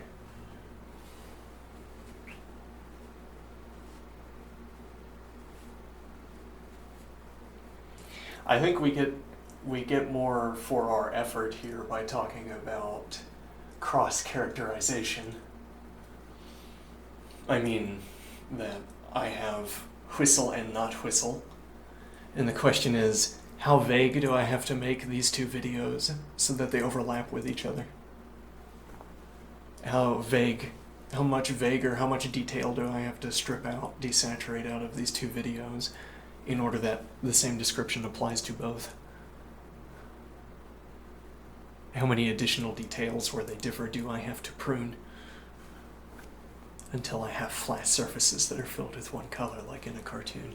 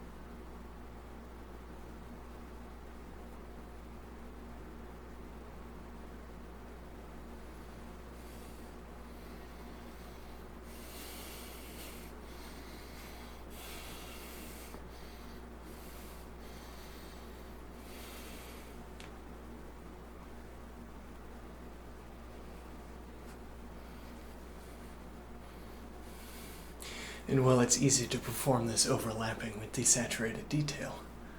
Why is it easy? Because they're on the same time-stamping system. When I whistle and fail, when I produce a not whistle, I am in the midst of whistling, which has delivered my lips, my bones, my muscles, and my lungs, and etc., into a given position, with a given impulse in the chest that will frame up, as it were, cue up the next frame.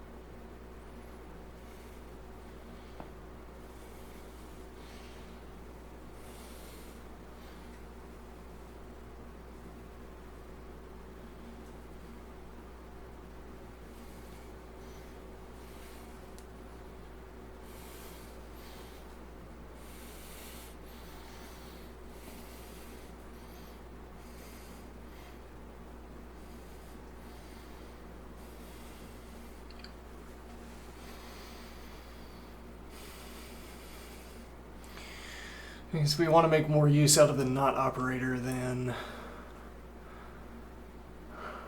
We want to make more use out of the not operator than not identical to. Though why wouldn't we just use a different operator for this?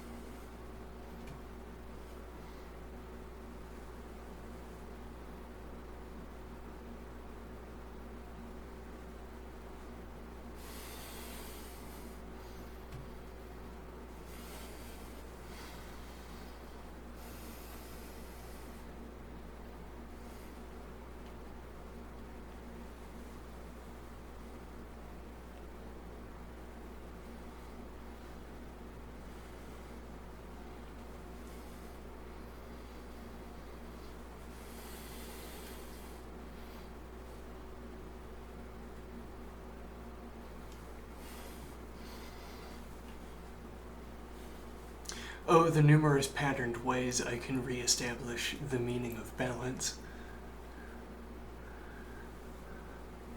What does balance mean exactly? Why can it mean something different in each frame? I know this is balanced. And this is balanced. Huh. This is balanced.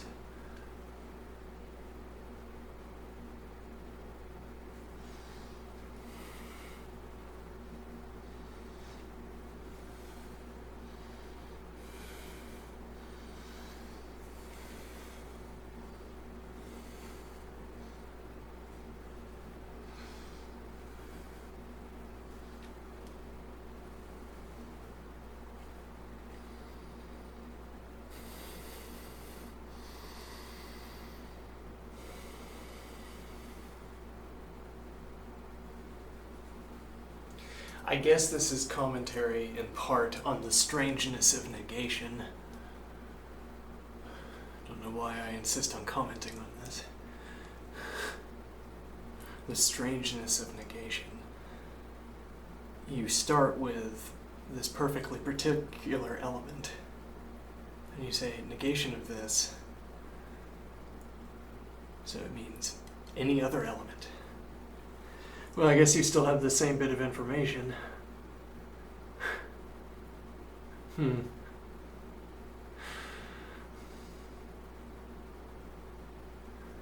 I have not P, yes, I have lit up the entire predicative universe, except for that one pixel. But it's still only one bit of information, as it were.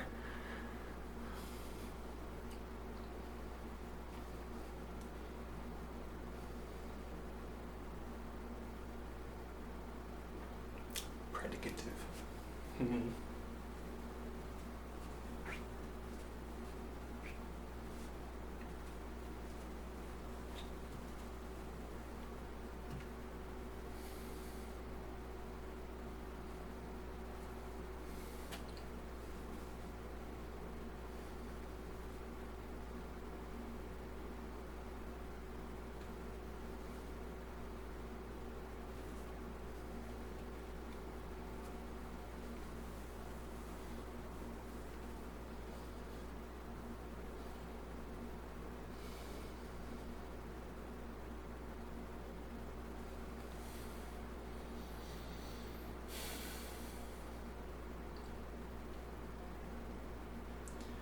So, when we adopt this idea of not whistles, what we gain is a selection on each whistle.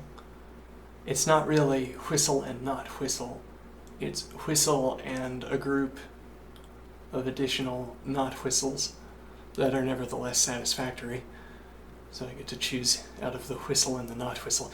If I find that I have whistled a not whistle, then I can change the timbre. I can say this is the timbre of the music now.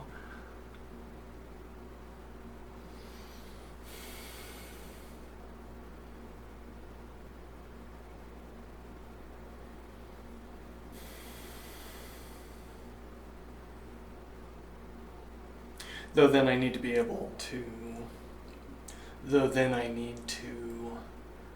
reselect that whistle, reselect that not whistle case type,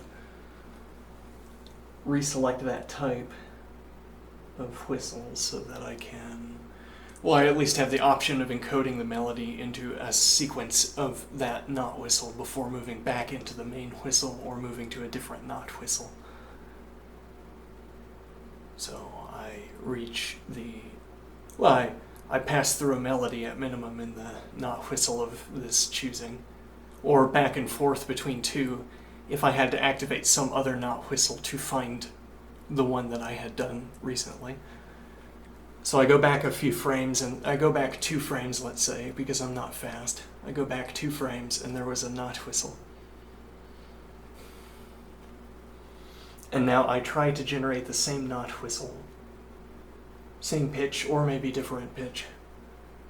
I try to generate the same kind of type of not whistle. If I fail, I try again. And I'm good at succeeding in few trials, so there's only the 1, 2, and 3 case EG to talk about. Alright, so what point do I want to make here?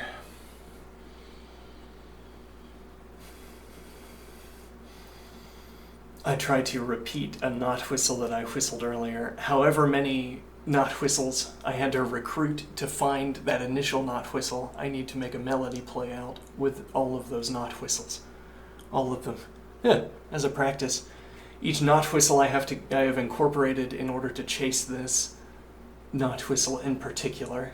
I play out a melody with all of them until I'm back only at the one I wanted to end up at. And then I move on.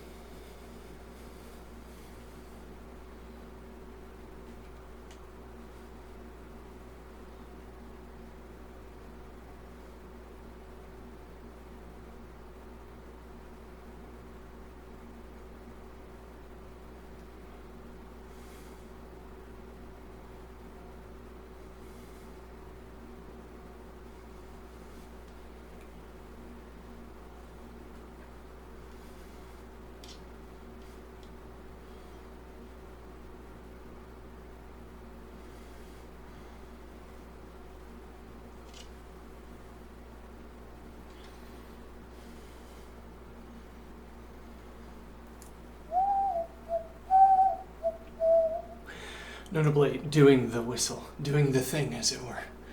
Doing the thing is fruitful for keeping in mind how it worked.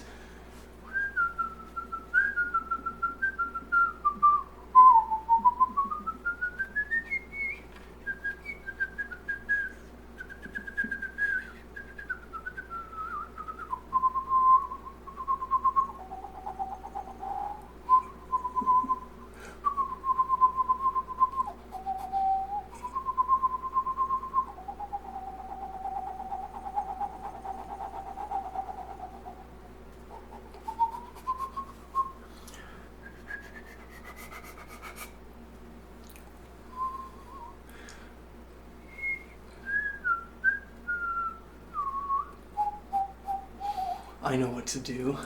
I know what to do.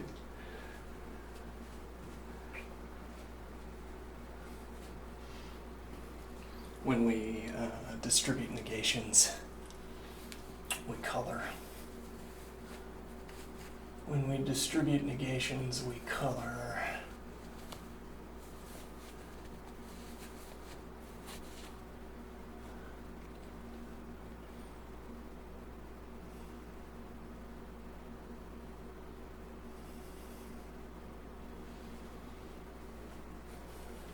So we're in the midst of our proofs.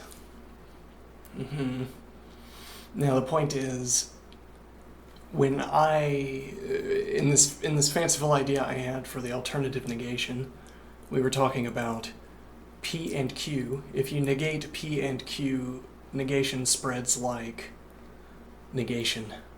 So logical negation spreads like multiplication by negation.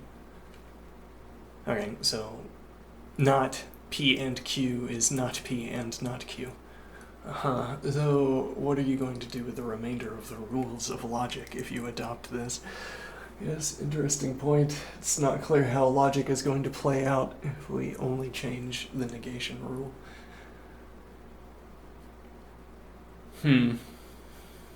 Like, do we need to change the conditional equivalence, for instance? Do we retain access to conversion of or and not P or Q into P than Q?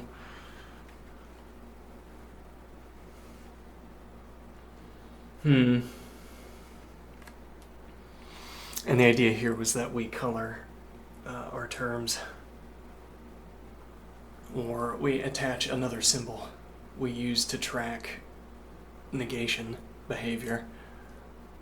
If we have a conditional expression that we have derived from if we have a conditional expression that we have derived from not P or Q, we give that some kind of symbolic representation. And in general, I guess we track the behaviors that can offend constructivists of various sorts. Why would we want to embark on this effort on behalf of the constructivists of their various sorts?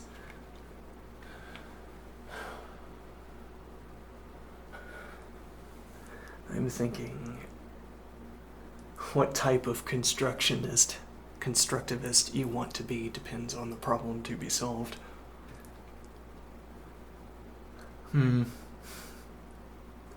If it happens to be cheaper to compute if we adopt an intuitionist logic instead of a classical logic for this problem, it falls out of the statistics of the data, I suppose. Like our statistics in our data is persistently biased, so that let me think.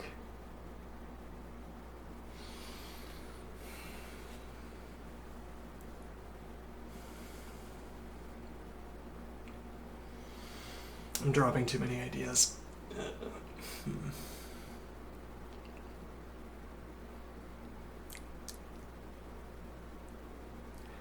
The idea is that adopting different rules, imposing different rules on ourselves for how we are willing to construct mathematical objects, how we're willing to construe truth, that different ways of imposing truth on ourselves are better suited to different problems.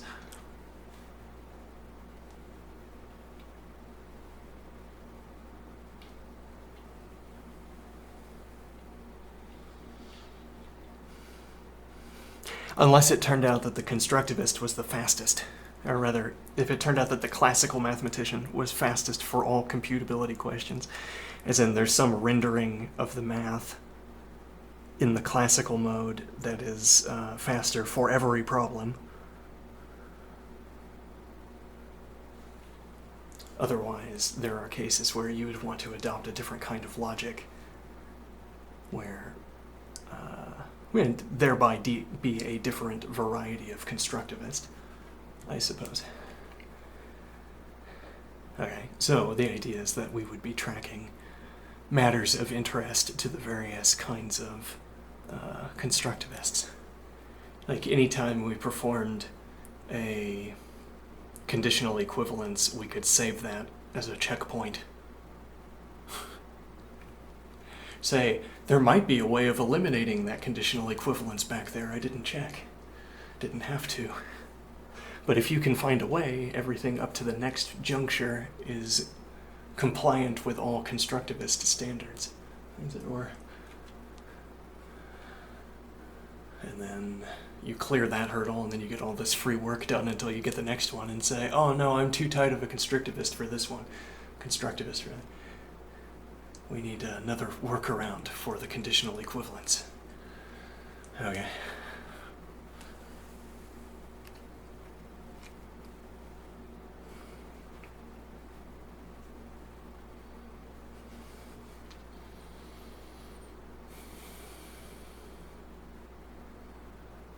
We could have parallel.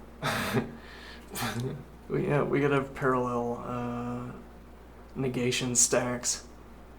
Like if we distribute negations, we could have one rendering where we keep all of the negations to see how many times we applied a negation. And then in the other rendering, they cancel out whenever you get two of them. And then if you had any concerns about this sort of, this statistic about our calculation, how many of these negation steps did we have to take? How many negation steps would you have to eliminate to prove the same thing without using negation in this way? Like if there were a different routing through the logic that didn't require distributing a negation somehow. Okay, then you wouldn't be building up stacks of negation. There are other people who don't care about whether there are stacks of negation on them. They just cancel them out two at a time. and then you don't need to worry about how many have accumulated. Whereas if you do care about how many have accumulated, it's because this tells you that going back, you'd have to resolve many cases of negation distribution before you had a working proof that was consistent with your negation policy. Whereas if I look back and there are a few instances of doubled negations, I could say, oh, there's only one doubled negation. Apparently, I only have to eliminate one, and this proof works. Now, would this be merely a matter of interest for the mathematicians? No, I don't think so. It would be a matter of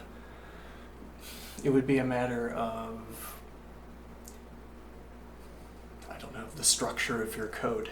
The structure of your code anticipates that. Let me think here.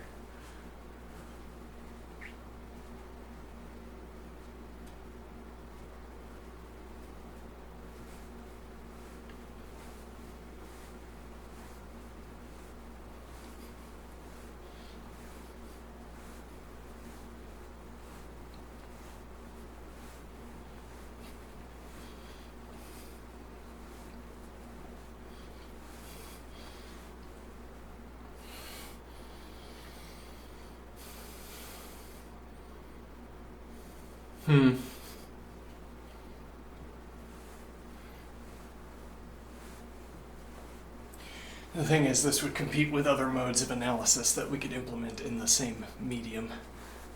The medium of additional operators that are, as it were, inert, merely tracking the local syntactic behavior, I guess.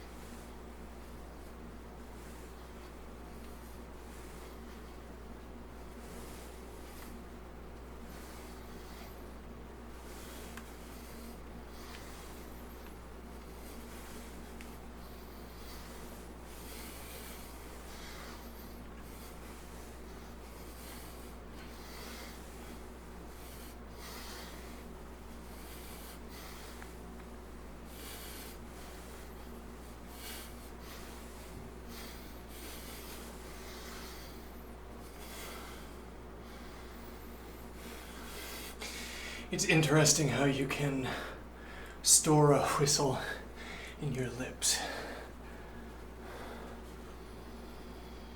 It is interesting how you can fix some of the broader details of the lips and then narrowly apply finer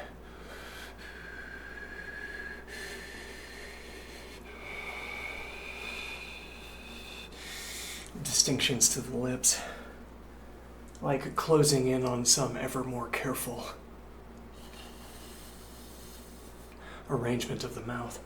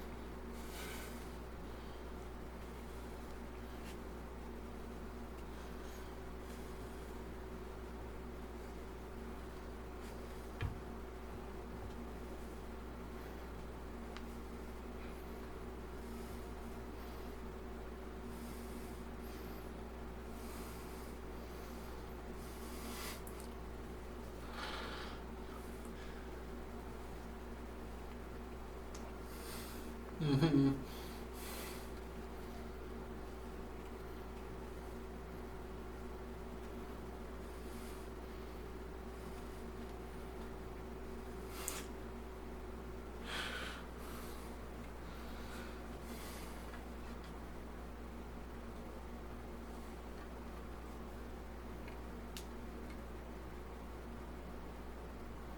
Mm-hmm.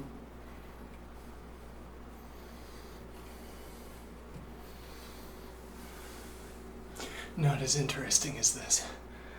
You know, the thing is, what is more interesting is often more stimulating as well.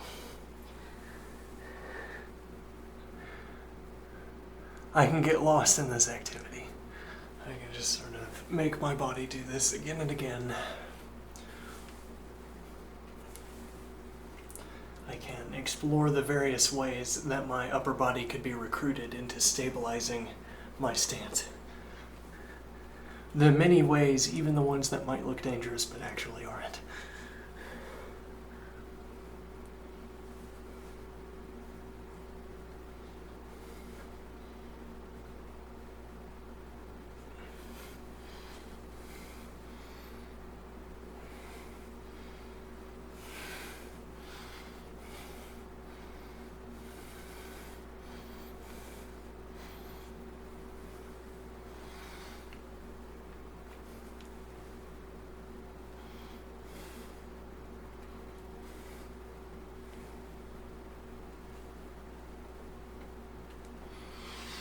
But why choose any of them? I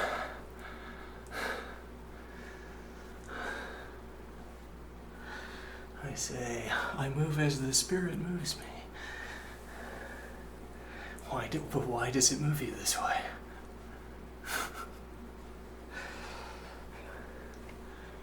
Is it good for me? See, it's easier to be good because you don't have to ask questions all the time. You just have to ask the one question, is it good for me? Oh, look at this. It is good for me, I suspect. Perfectly healthy activity. Feasible alternative to more widely practiced exercise regimes. More adapted to when I will need my fitness the most.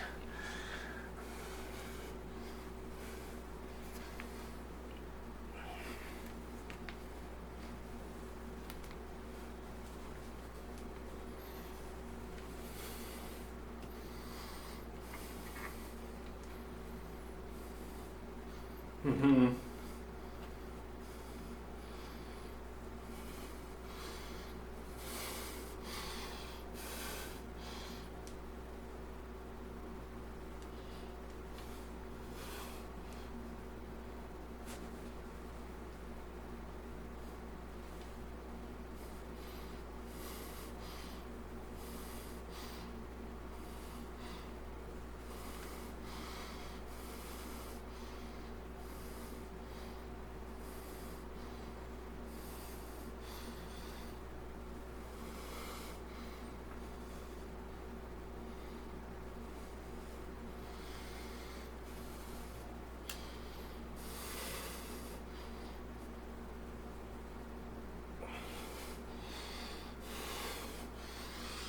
I guess the question makes sense. Why would you do these things? Because you don't have the details wrapped around them. I have the details wrapped around them.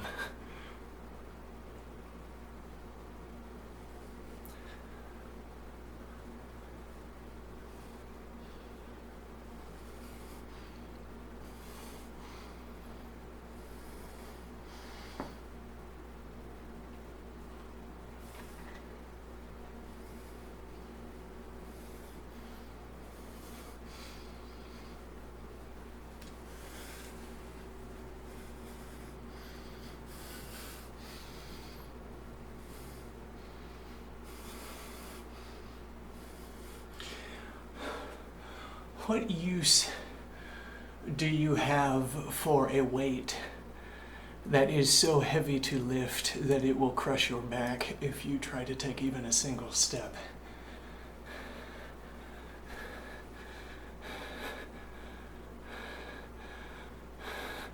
What motivates you? What serves as your worldly model for worldly motivation for taking up this practice?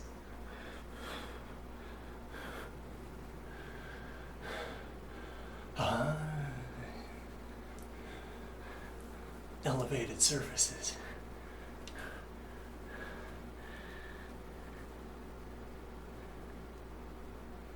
Someone has to get it up there. Well, no, not really. We could have more than one person do it, but this person likes to do it solo. Okay, so they have to be able to do this. I don't know what the form is supposed to look like. Don't try to copy it because I don't know. It's not dangerous for me to do this because I'm not carrying a weight.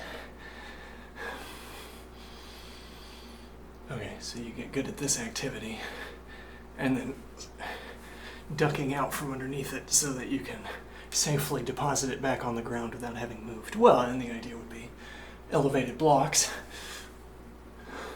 and then you safely waddle out from behind the weight, or underneath, rather, the weight.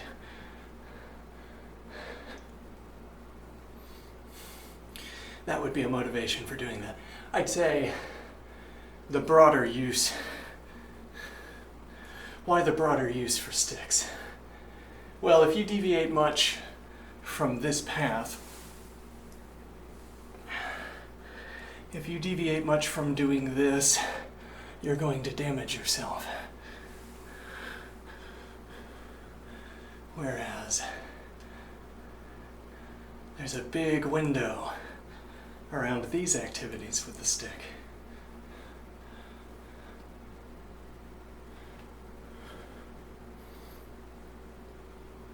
Who knows which one you shall choose and why? Try to do that with the weights on it. Well, you won't succeed. Yeah.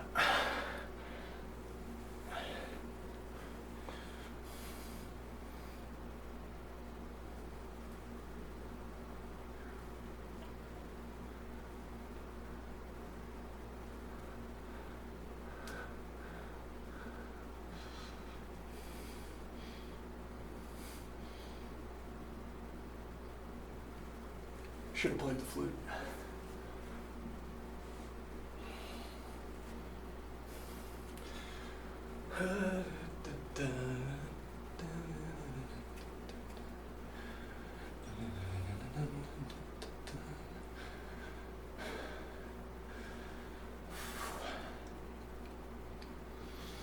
Whistles and not whistles.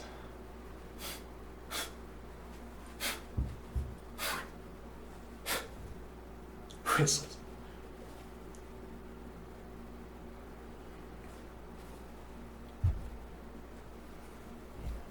Mm-hmm.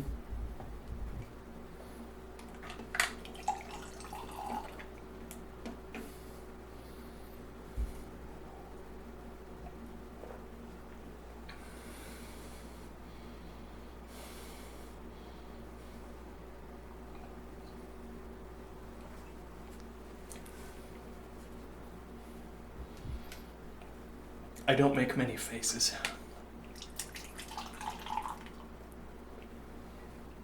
I don't express. I don't communicate with facial expressions. I don't converse with facial expressions. I do communicate with them in that when I do what I call communicating, I adopt facial expressions.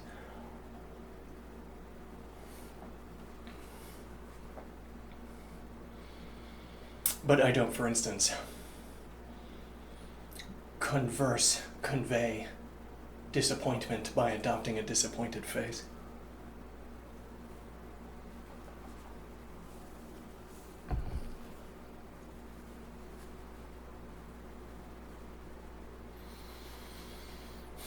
That's not what my disappointment looks like. I'm not a cartoon. Which is to say, for me, if I were to adopt facial expressions as a way of conveying an emotion, I would have one per emotion, and I would rather just put on a mask where I had the word written. And the facial expression would be like that word. If you just wrote down what word you think correctly describes this facial expression, then that's probably correct because I'm miming it. I'm toning it up so that it becomes identifiable with the word that most readily comes to mind for describing it. The pattern that I'm making obtain between my facial expressions and my communication. And I'm saying that I don't convey my emotions through. I don't relate to you that I am in a bad mood by adopting a face that says I am in a bad mood. If I were, I have such a face, as it were. I have one box labeled that face, okay, and it has one entry in it, and I would take out that face out of the box, put it on, and that would be conveying emotion A through facial expressions. But that's not how I'm motivated to convey my emotions, through facial expressions. That's not how, I don't incorporate them into a system of semaphores. I could, and I think some people do. A facial expression is a stand-in for the word that describes it, for some people, I imagine, I suppose.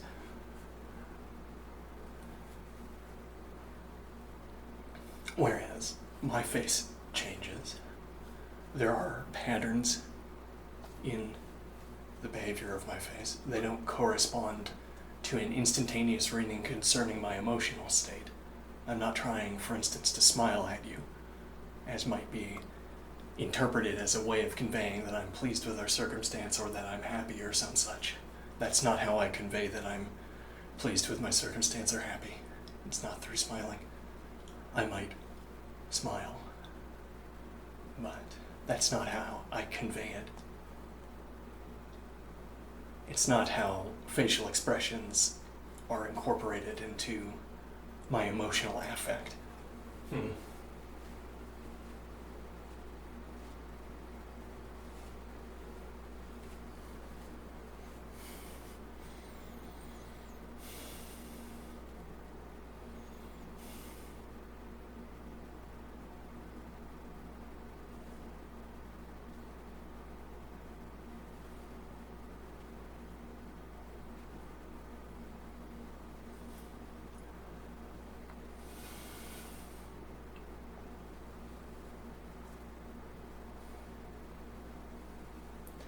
I say like a cartoon, and that's because it would be like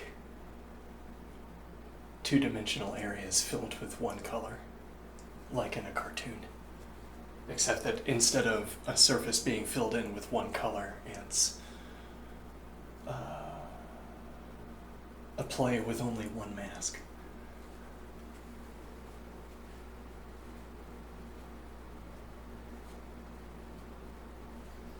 Whereas being happy, being content, whatever, corresponds to what a sequence of frames. You see all of them in their differences.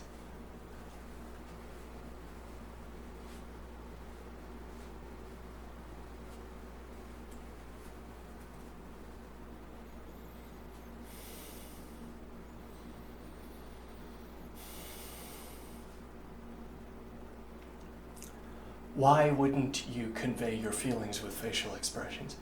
When I do that, I think I look like a cartoon.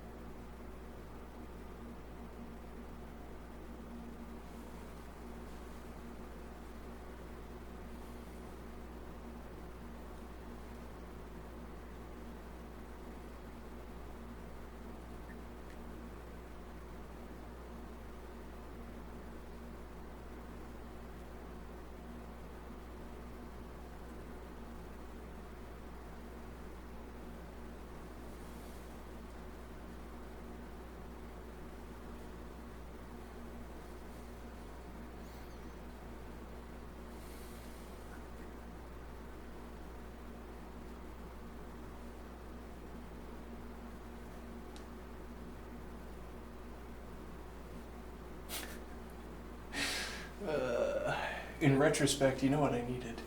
I needed prescription goggles for raving. For all the dancing I did, I should have had prescription goggles. Wrap them tightly on and...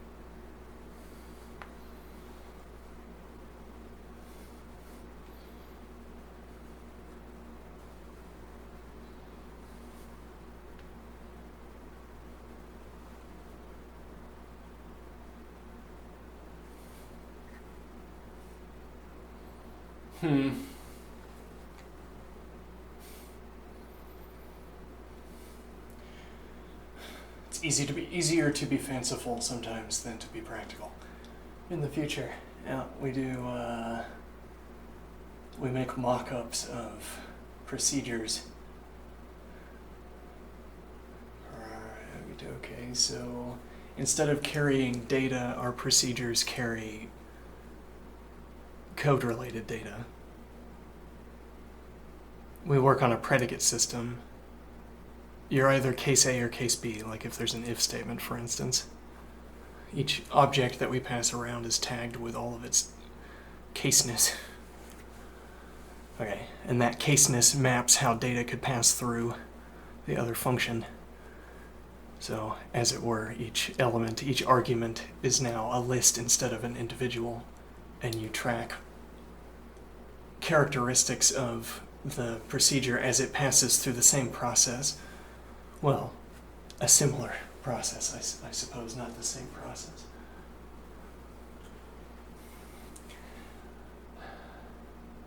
And now the idea is that you could prove positive cases, for instance. You could simplify proofs about the code to saying an argument will have both a red and a blue tag, e.g.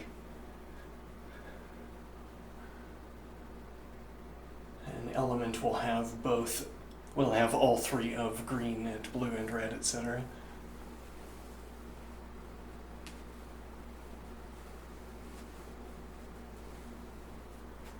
And somehow having the procedure produce an instance of that case would be interesting to a proof.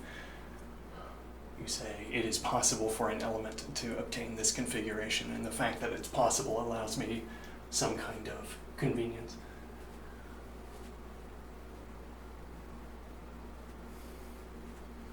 Some kind of efficiency savings.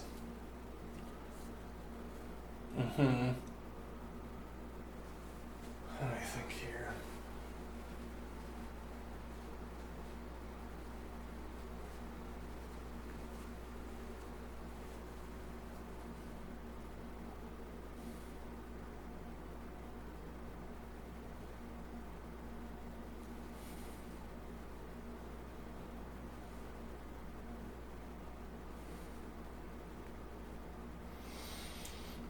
This would be a way to try to simplify the task of proving characteristics of programs. So you ease restrictions on, like, you don't have to spend as much generating data because all you need is that the synthetic data matches a color table, as it were. The synthetic data matches a statistical distribution best mapped by talking about whatever colors are discussed in the mock function, I suppose. Let me think here. So we overlay. Right, well, again, you can generate the synthetic data, or you can generate merely predicate satisfaction. Like, I have to come up with an odd prime number. A prime number that's oddly indexed, e.g., and now I just say, I could calculate finding that number, or I could say, this is exemplifying what it would be like for this output to be in the function. Yes, this is an odd prime. If I needed to say, what happens if we get 10 odd primes in a row or something, well, then I could ask that question about green tagged elements instead of asking it about primes that I had to generate. And now we're proving characteristics of our model, of our mock-up of the procedure, without the limitations of having even to figure out how to generate a set that contains the necessary elements. We could forego the task of specifying the elements until later and still perform the testing, because all we care about is predicate status, not exemplification of the predicate status, e.g.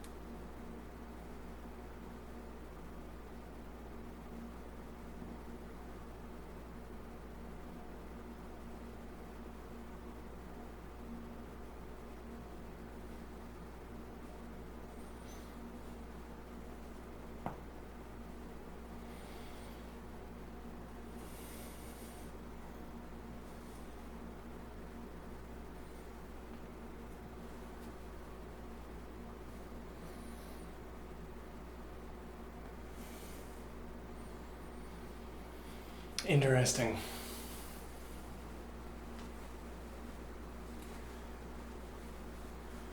And the idea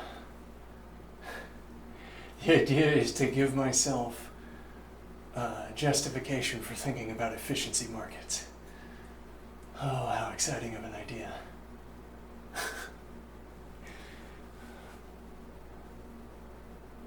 Certified efficiency markets.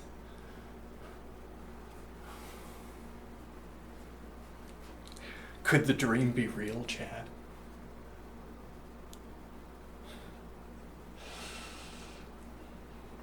We won't know until we've covered a lot more formalization.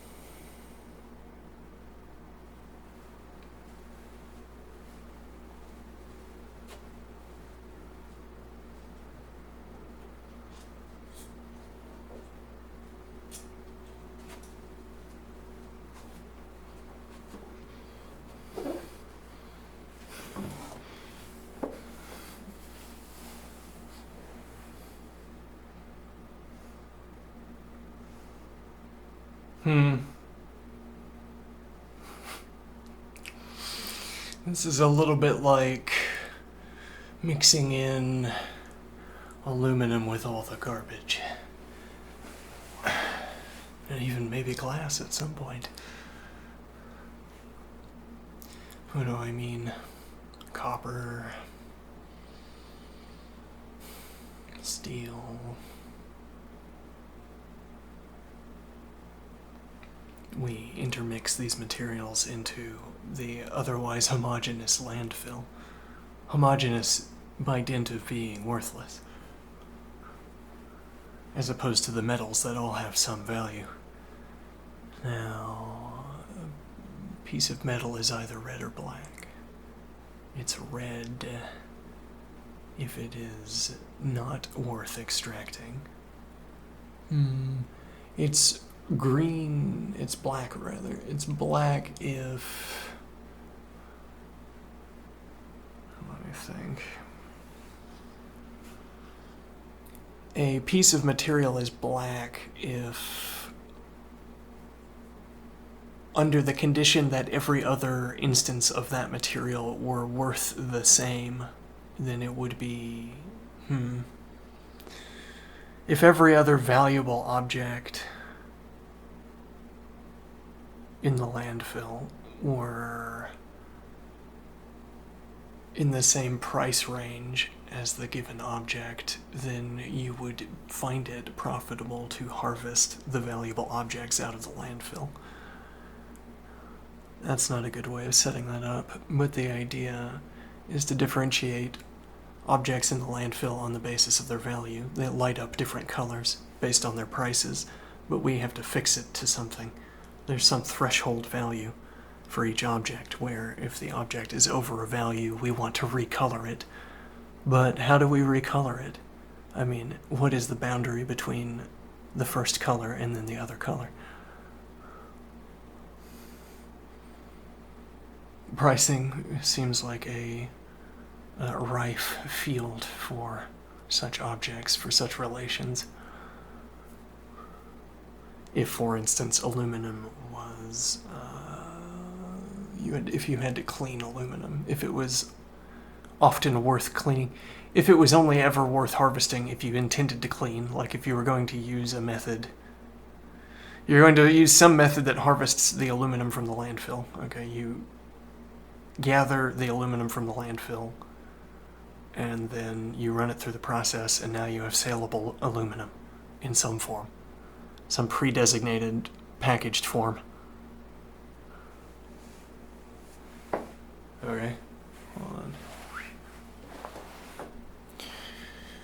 Right, so you have the aluminum in some bale for you have aluminum in a bale. Okay, a bale, B-A-L-E. A baleful. No, baleful for whatever reason means has something to do with being angry. A bale, yeah, a bale of aluminum, yes. And every bale sells for the same on inspection. Okay. Now the idea is a piece of aluminum is either baleable, in which case I can deposit it directly into a partially constructed bale, or I have to undertake some intermediate process that cleans the aluminum before I can put it into the standardized unit of aluminum, bale unit of aluminum.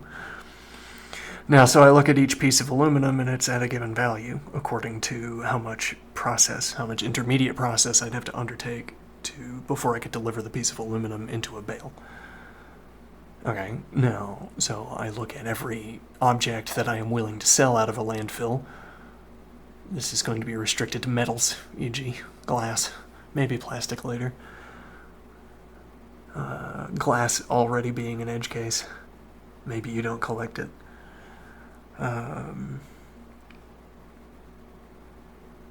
Okay, and each object would fall on one side or the other. On closer inspection, each object would fall on one side or the other of this price line, and therefore fall on either black or red. And then the idea is that you need some density of black before harvesting the landfill would be profitable. And then really the colors are only telling you, if you had to look at each object in turn and you had a pricing for processing the material, the color would tell you. Well, yeah, I assume you're going to gather the valuable metal, the desirable metal, out of the landfill, whether or not, like, you gather every piece of aluminum and you subject it to whatever is the required sequence of processes. So we suppose that aluminum, once found, after sifting through the landfill, once found, is worth keeping regardless of its current state, where its current state is explicable totally in terms of the processes you have to apply to it before it's bailable. Okay, so you look at each piece of aluminum and you take all of them, but the problem is that if enough of the aluminum is low enough grade, then taking all of them is no longer profitable. You'd want not to have engaged in the activity. So you'd have to wait until there's an adequate mixture of black to red. Okay, or if you had intermediate colors, those intermediate colors as well. Let me think here.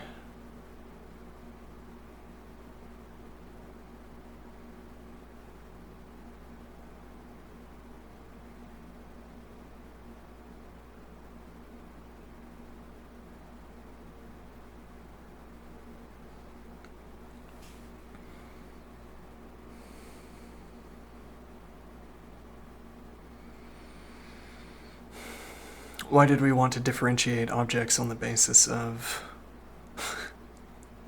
whether, on the basis of whether making the landfill homogeneous with a given activity would make harvesting the landfill a valuable activity? Right. We were talking about efficiency markets. Certified efficiency. Okay. And what is the idea exactly? That examining code in the way necessary to speed it up is related to, close to, shares some of a skill set with analyzing code for missed edge cases, security holes. So I suppose, though I don't know anything about how to perform security analysis.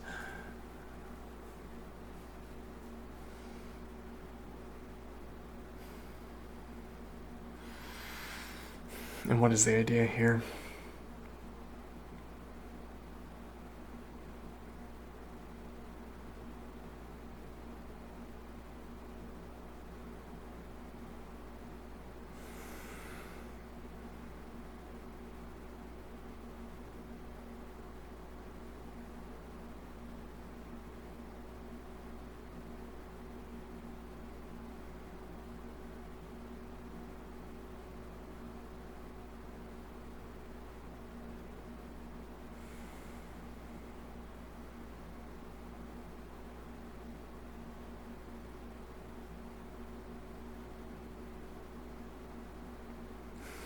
Right, so the idea is that this activity is the landfill harvesting activity. This market we're imagining is similar to the landfill harvesting model we just presented. You have to find an efficiency increase that you can claim through the certificate markets. Okay, there's some payment for that. It might be the case that if your only source of income, or if the only payment for this activity was through the certification, it might not be worth it. The idea is that bug bounties would have to make up a sample at a possible market that we're imagining here, in a possible way that this market is currently valuing things, valuing code. Bug fixes or security fixes might fall into different categories, and then efficiency fixes, and each of them would fall into some price range. And while it would be worth it to code for all of them, it would not be worth it if there were only certificates, if there were only speed certificates, e.g. But the point is, even if that's the case, even if the speed certificates are not worth it on their own, or for that matter, if the example works in a different way, if finding bug fixes somehow wasn't worth it on its own, the speed certificates might be.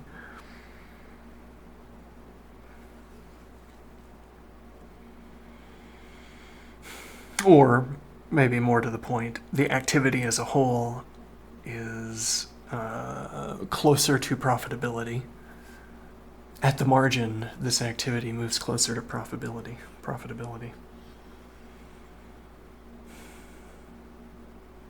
This activity of analyzing code for bug fixes, security fixes, and critically, and now efficiency increases. It's interesting in this case, our use of the word "and" is expansive instead of restrictive. What just struck me, in axiomatic set theory, "and" is restrictive. Intersection is restrictive. You take two sets with many elements, you perform and you have fewer elements, if anything. You either have the same thing or fewer elements after an intersection. Okay. And now I'm saying that "and" in this case is expansive. The natural use of the "and" here, the use of the "and" that struck me anyway, the natural use, is to use "and" to talk about income sources, payment sources in the certificate market.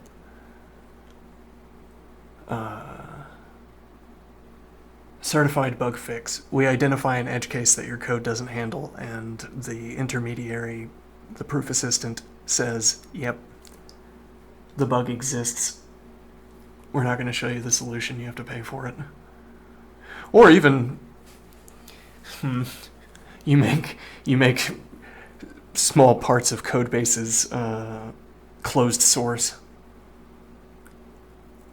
Interesting. Now the main fork has a closed source module, and it fixes some bug.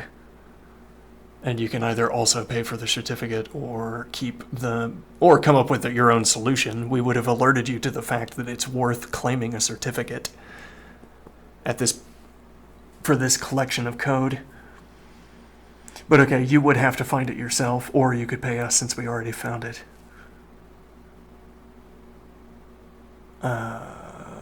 So you close source small sections of code. And certificates could have not a half-life, I guess. Well, I don't know. So like a half-life could have a aging out.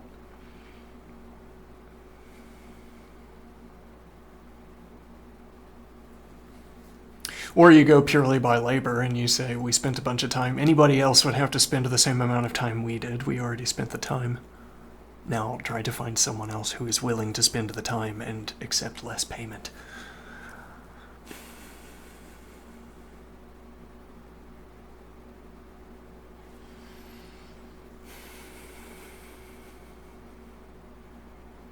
Or keep using the open sourced. What if we scam you? What if our certificates are bad? Like, yes, we pay to lock down a portion of the code. We pay to... What would that mean, though? Presumably the point of the proof assistant here in this activity is we show that there's an unhandled edge case. Right, well, what if we handle an unhandled edge case that is low consequence, rare and low consequence? Okay. Let me think here. We're trying to say that we put up... Well, yeah, how are you to know the severity of a bug? We say this certificate is worth a lot of money. And you say, but it might not be. And we say, yeah, it might not be. That's how the market works. It might be worth very little. You do know it's a bug, though. I mean, you know there's a bug in your code, and we know it too. I guess there would be some kind of reputation system coincident to the market. You say, yep, that was a good bug and at a good price. It's like if you accept our payment and, well, I don't know, you'd want some system in place where you fix a suitably dangerous bug and you get suitable reputation for it alongside the payment that someone had to make before knowing whether your solution was worth paying for.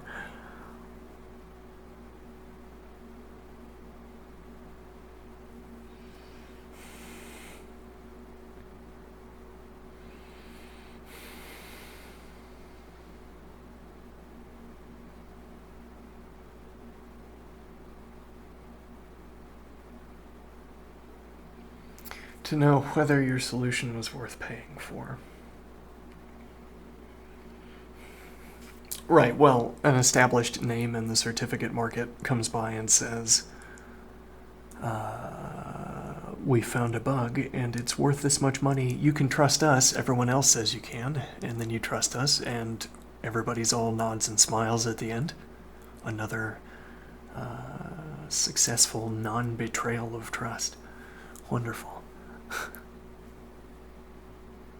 To add to our glowing reputation, another waxing, another buffering down.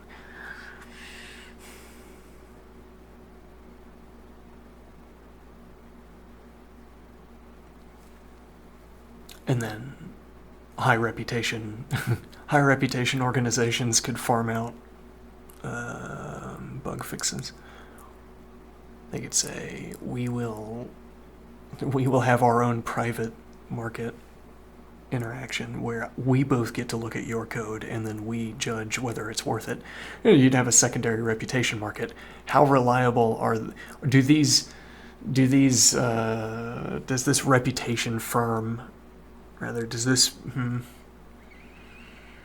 firm that collects bug solutions and then reliably delivers them to market, does this firm also reliably pay for well-founded or well-applied bug fixes?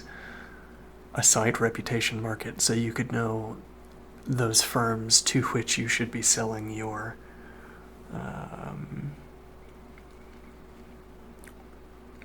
code.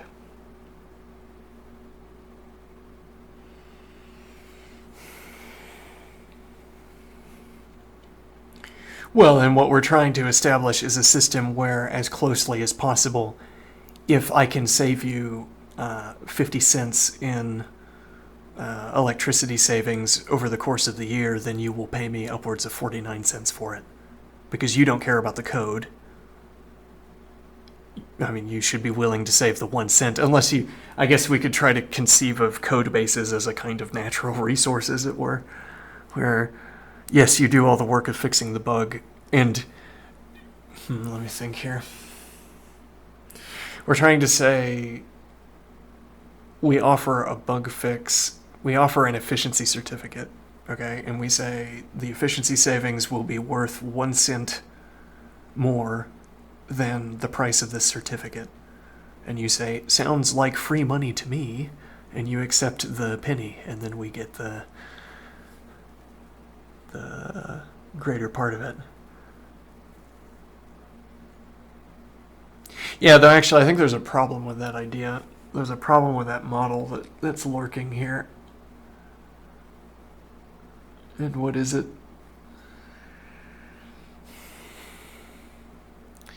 Suppose we had a different kind of market where I don't have to... Well, okay, it's the same certificate system. What you do is I give you a certificate, and when we install my code, I get to use the leftover computation.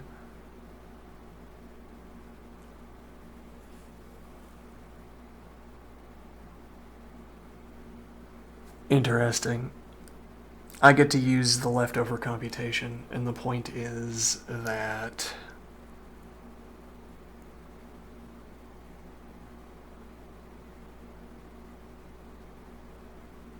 let me think here. Whenever a function is called, we track how much electricity it would have consumed. Okay, and then we track how much electricity our implementation of the procedure consumes.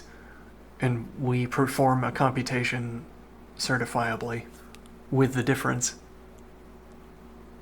Well, but the point here is that what a data center is paid for is running computations. So if I can cut down on... so if I can cut down on the number of cycles necessary to perform a procedure, you still need to fill server time. And the idea is that I keep the electricity, and I also... so I fill your server time. I don't leave you with a bunch of server time slack, unsold computation capacity that you now have to fill. Instead, I use the computation, which is as good as selling it to you. So the whole process is cheaper for you, and however much... let me think here. The procedure, the computation behind the procedure that I've fixed is the same for you, and I get to perform extra computations on top of whatever the system is calculating.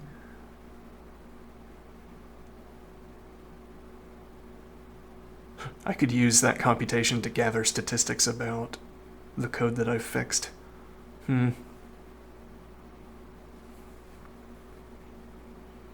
Like I institute additional if checks so that I can check predicates more often. I get a kind of parallel overlay. I color all of the code in a system so that I can track statistical regularities, and that's what I do with the spare computation.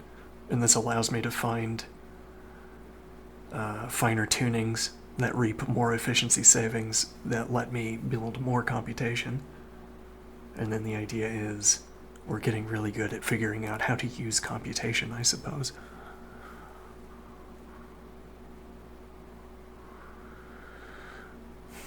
Really good. R-E-E-L-Y. Really good.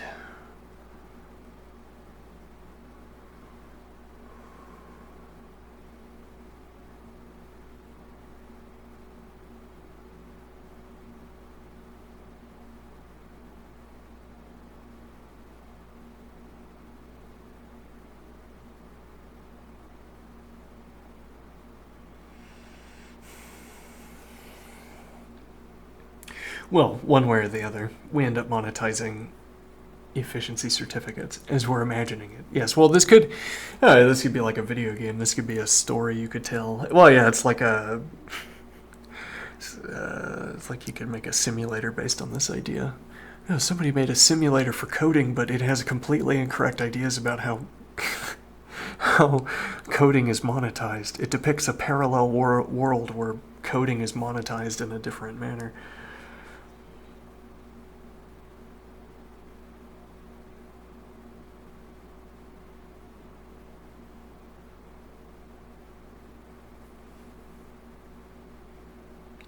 Well, I use the excess computation to mint certificates that I go on to sell, I suppose. A certificate minting engine that scans your database.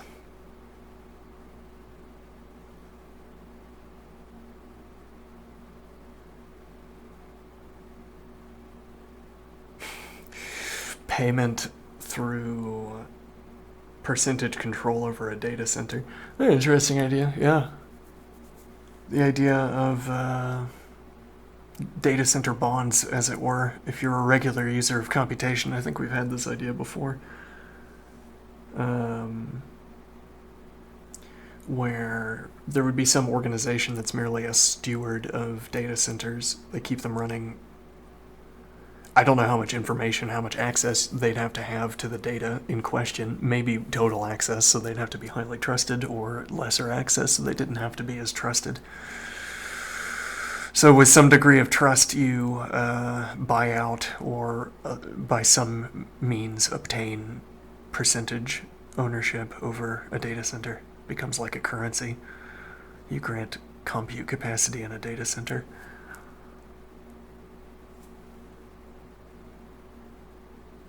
Mark payments by transferring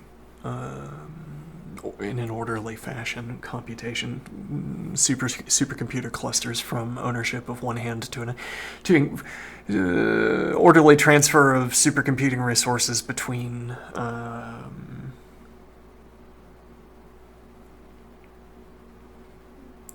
the implementation of different algorithms. I don't know the uses you'd be putting server time towards. But okay. And now the idea is that these efficiency identifiers, right? We want to slot them smoothly into the ecosystem of database ownership.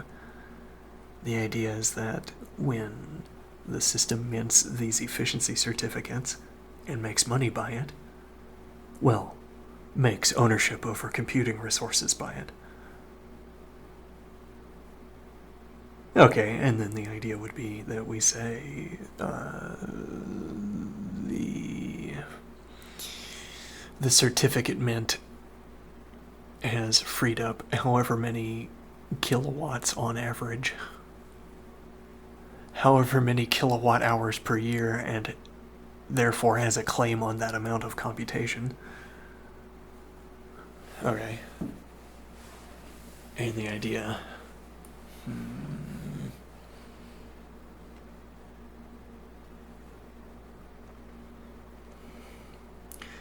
And then the certificate mint becomes a way of filling in computation time as well. Lulls in computation.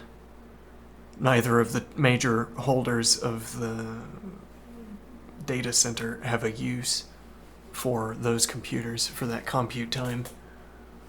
So it's time to cash in the saved up hours of computation. And then you mint more certificates that stack up more hours later.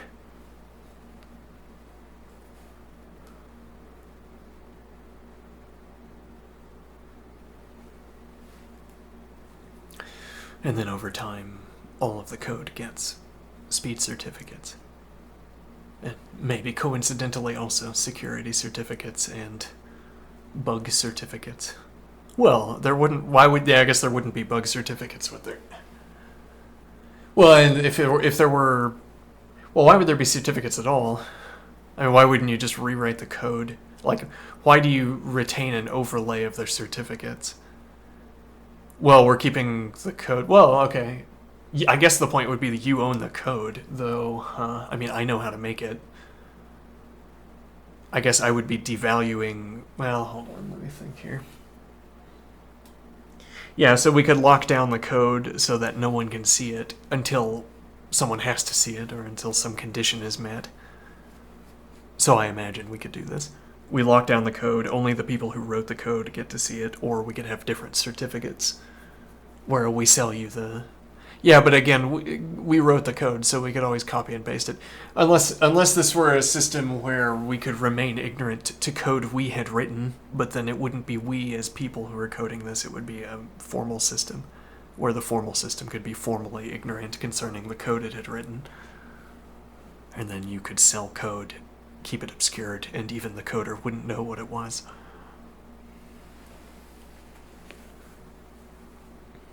And then the idea would be the certificate would say the code does this, the code meets these descriptions, and the idea is now I still don't know what's in the code either. Maybe.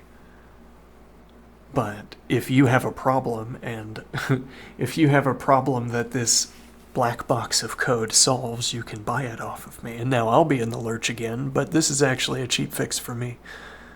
I'm actually going to prune this entire section of code. So we still have this leftover piece of code that verifiably solves a given problem. You can buy it off us if you'd like.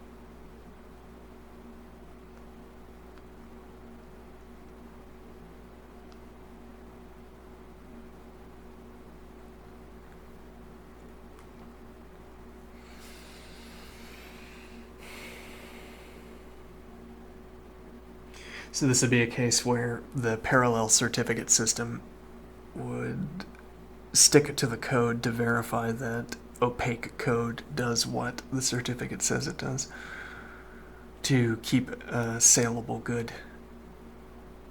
Okay, alternatively, I don't know what you'd try to work out in this case.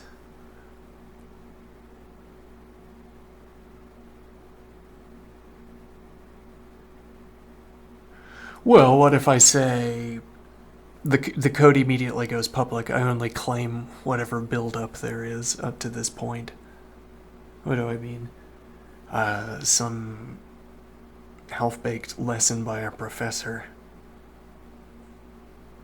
has led to a pattern in code, has led to an inefficiency that can be reaped. This professor, this engineer, has taught many students, and they all make the same efficiency mistake. Okay, I can claim all of the certificates at once. And then it's true that all upcoming code can take advantage of my optimization. At least I reap the efficiency savings for the extant buildup. Huh. Interesting.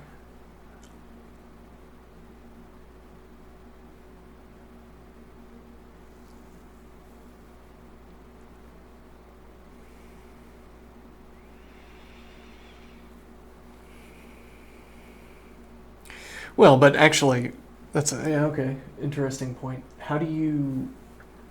Let me see here. Let me see. We have these code certificates. You know, how do you know you are implementing inefficient code? A knowledge less. You get to the end, you finish your code base, Okay, and at the end of your code base, the system says, we have identified 4 replacements. We have identified in replacements for your code, drop-in replacements that would save efficiency, reap efficiency. Do you want to drop them in? They cost this amount, and so on. And the point would be that the system could give you the savings, quote the saving value, but nevertheless not alert you. Well, maybe. I mean, if for instance the system said there's a huge savings here, and then you look at your code and there's only one hot loop, that's the only place where the huge savings could arise. Where savings worth this much could arise. So there must be some. So you've given me information about what part of the code I would have to tune up if I were to reap this efficiency boost. So then I can look at it myself.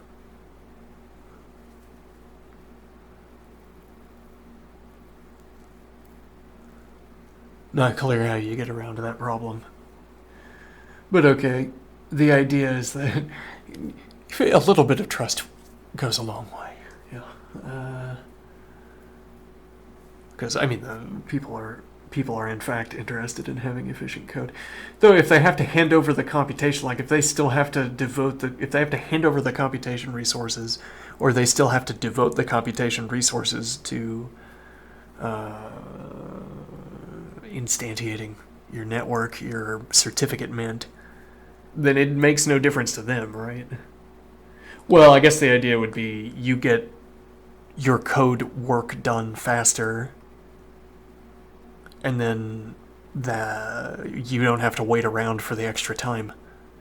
You're still paying for the extra time, as it were, because you've handed over ownership of this time slot to me as payment for the more efficient code.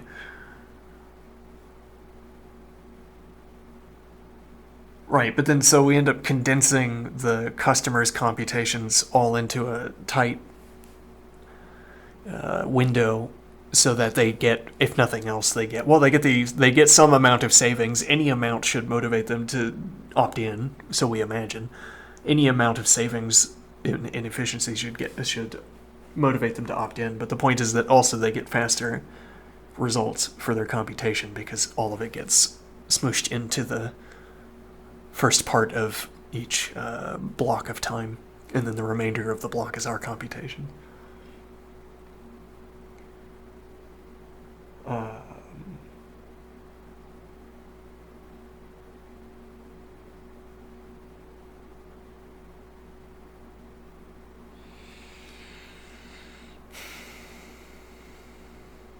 So this would be the motivation for...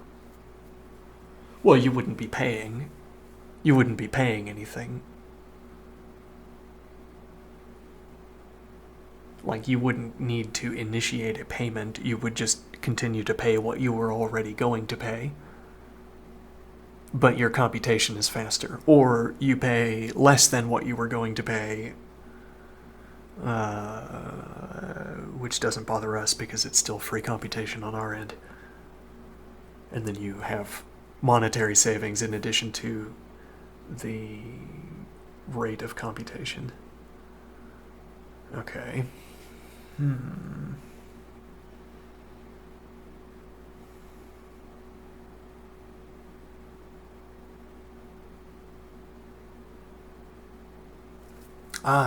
We did think about this for a while, the efficiency swarm.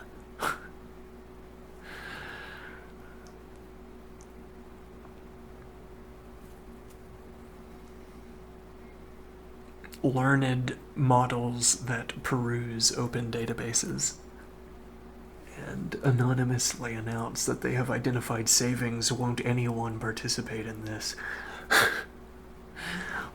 Won't anyone fund the... Well, so I guess you'd want to be able to... It's like you'd want to be able to prove... let me think here.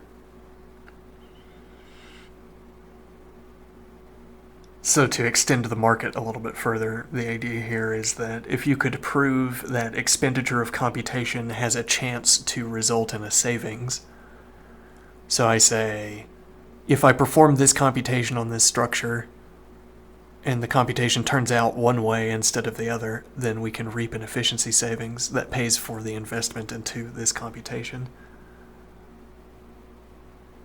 And then if you're correct often enough, and if the electricity savings are enough, then this strategy for accumulating computation time flourishes.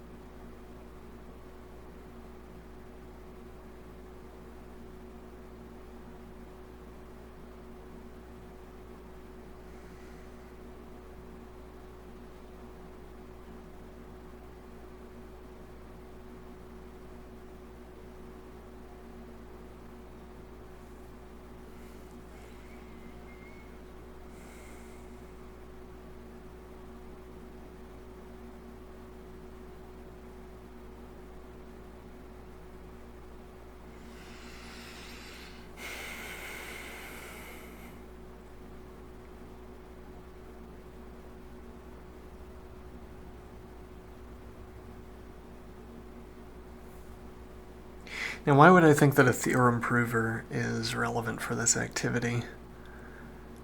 Is lean, for instance, going to be foundational to such a market? Are the certificates, for instance, outputs of lean, emissions of lean, according to, like you verifiably obtained a proof, for instance, and you thereby have a certificate, and it's verifiable that you have obtained the proof in lean as opposed to in some other language, or as opposed to some other system entirely. Could be that lean merely serves some infrastructural role, like the theorem prover makes it easier to use to reason about programs in the certificate market. Maybe. I don't know. Pure speculation. Like, what are the theorems we're trying to prove, for instance? And what relation do these theorems have to our efficiency savings? A trivial case, or the easiest case that... A trivial only because we've already come up with it. But an easier case is... An easy case... A case that we have already come up with is... that you certify that a branch, like the compiler doesn't shear a branch off of the code, but it could. There's some case where the compiler dodges an optimization out of fear, and we prove that the compiler needed not be wary in this case. Okay, then we can shear the branch off, whatever that means, according to assembly or C code or whatever. Run a hotter loop. If my words were freely adaptable. Run a hotter loop for your hot loop using this modification.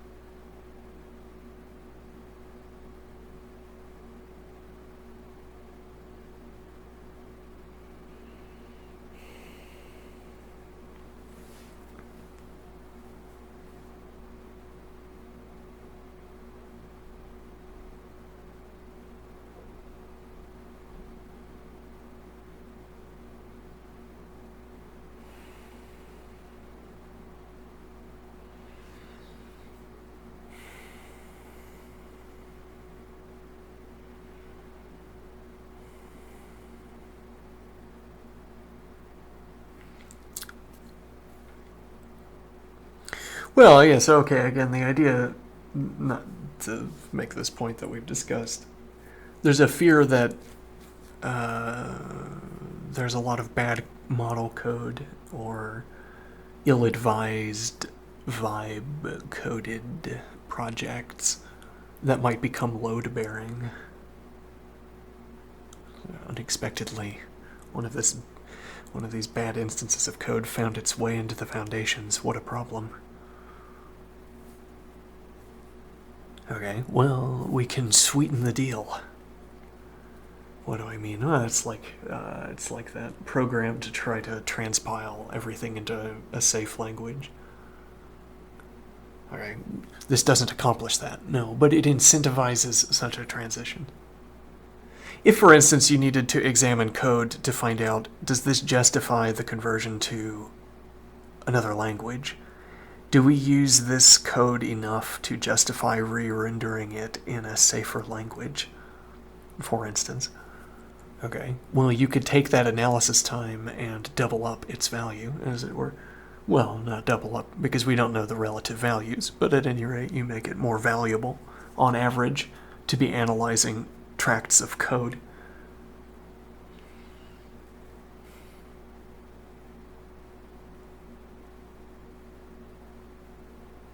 So you'd open up your code, and people would scan it for firms would scan it for optimizations. Okay, let me think here. And this value,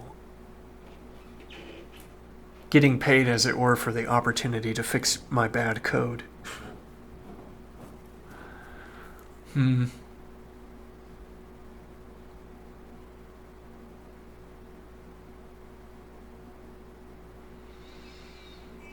Getting paid for the opportunity to fix my bad code.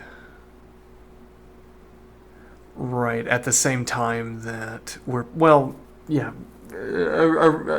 it's an additional benefit, because this would be infirm, I assume, because there are difficulties if this is an open source code base that's being edited in this fashion that are resolved by having everything contained within a firm, though we would prefer public markets for this idea. I think it would be more interesting anyway, for sort of from a narrative perspective. But if this were instead a closed market, the idea is that you have to devote developer hours to answering this question: should the code be re-rendered in a different language? While you are examining the code, while you are resolving this question of whether we should re-render the code in another language, you have, again, this is where the market would come into play. The idea is that there is a bounty for saying yes. I mean, you'd be a little bit disappointed if you performed all of the analysis and found out, no, we're not going to migrate the code because it doesn't work well enough, or it'd be too costly in the other language or something. Or it's not riddled with errors, it doesn't have so many security difficulties, so we're not going to transpile this code. Okay, then... Yes, well... If that's the question that the firm is asking, opening up the code for speed certificates doesn't answer that question. How are you going to pay people who are looking for efficiency increases also to tell you whether it is worth transpiling the code into another language? The ideal here is that we're not finding a transpiler that takes C code and changes it to Rust, e.g. Instead, we're incentivizing a process that could coincide with re-rendering code into another language. We're making it cheaper to examine code to determine whether it's worth transpilation.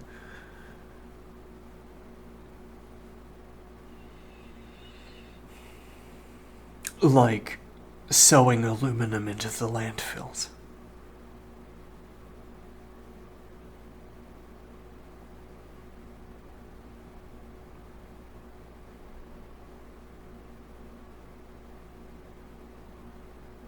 And the reaping will be steel. And glass, I suppose.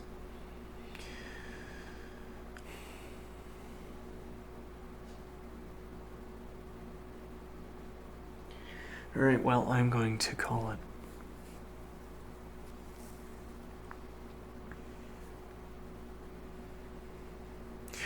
See you soon.